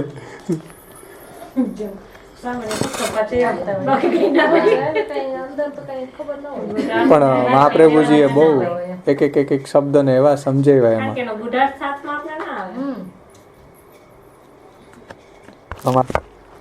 એટલે અહીં હ શબ્દ છે એ કીધું પ્રાદુર્ભૂતમ ચકારહી, એમાં હ શબ્દ અહીંયા હ શબ્દ હોય તો એ પ્રસિદ્ધિના અર્થમાં છે, અને હી હોય તો એ નિશ્ચયના સંદર્ભમાં, એમ એટલે ભારપૂર્વક કહેવા માટે કે આ વસ્તુ અમે કહી રહ્યા છીએ બરાબર આમ જ છે. અને હ હોય તો એ પ્રસિદ્ધિના અર્થમાં છે. એટલે પોતાના મુખનો જે પ્રાદુર્ભાવ, પોતાને ફલ માર્ગના મહાત્મ્યનું જ્ઞાન હોવાનું એ તો આપણે જોઈ ગયા. એટલે હ શબ્દ એ પ્રસિદ્ધિના અર્થમાં છે.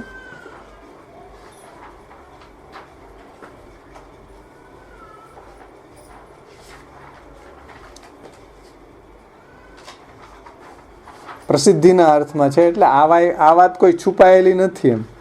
હ શબ્દ અહીંયા પ્રસિદ્ધિના અર્થમાં, એટલે કોઈ ગામથી છુપાયેલી વાત નથી. પછી તો વિસ્તારથી આગળથી હવે આવશે કે એવમ ભગવત પરત્વેન શ્લોકાર્થમ, આ રીતે ભગવાનના સંદર્ભથી આ શ્લોકને સમજાવ્યો એમ. હવે આચાર્ય પરત્વેનાપી શ્લોકાર્થમ ઉચ્યતે. હવે શ્રી મહાપ્રભુજીના એંગલથી આ શ્લોકનો અર્થ શ્રી ગોકુલનાથજી સમજાવે છે. એટલે બે ભગવત પરક આ શ્લોકનો અર્થ સમજાવ્યો છે શ્રી ગોકુલનાથજીએ, અને શ્રી આચાર્યજી પરક આ શ્લોકને સમજાવ્યો છે. બે રીતે સમજાવ્યો, બહુ સુંદર રીતે. આમાં મહાપ્રભુજીના સંદર્ભથી આ શ્લોકને બહુ સરસ સમજાવ્યો છે, એ આપણે આવતા વખતે લેશું. હવે આપણે આ શ્લોક ઉપરનું જે કીર્તન છે એને આપણે ગાશું. રામકલી રાગમાં છે, તમારા બધા પાસે બિરાજમાન છે જ.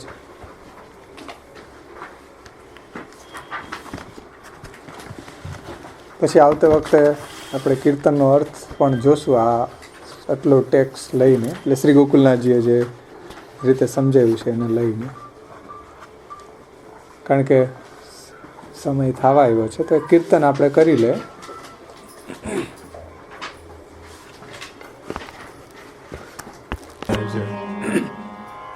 जब श्री हरि भई इच्छा निज महिमा प्रगटावे काज, जब श्री हरि भई इच्छा निज महिमा प्रगटावे काज, व्रजपति वदन आनल आनंदमय प्रगट किए वाक्पति द्विजराज निज महिमा प्रगटावे काज व्रजपति वदन आनल आनंदमय प्रगट किए वाक्पति द्विजराज निज महिमा प्रगटावे काज सो स्वरूप प्रगट्यो भूतल पे विद्यानिधि विदुषण शिरताज सो स्वरूप प्रगट्यो भूतल पे विद्यानिधि विदुषण शिरताज दरस परस उपजो रे आनंद तीनों भुवन रहे सब गाज निज महिमा प्रगटावे काज दरस परस उपजो आनंद तीनों भवन रहे सब गाज निज महिमा प्रगटावे काज देवी जन सब करत बधाई चिंता गई सबन की भाज देवी जन सब करत बधाई चिंता गई सबन की भाज कहत गोविंद गान करो नित बाल वृद्ध सब जोरी समाज निज महिमा प्रगटावे काज कहत गोविंद गान करो नित बाल वृद्ध सब जोरी समाज निज महिमा प्रगटावे काज जब हरि श्री हरि हैया हईचा निज महिमा प्रगटावे काज निज महिमा प्रगटावे काज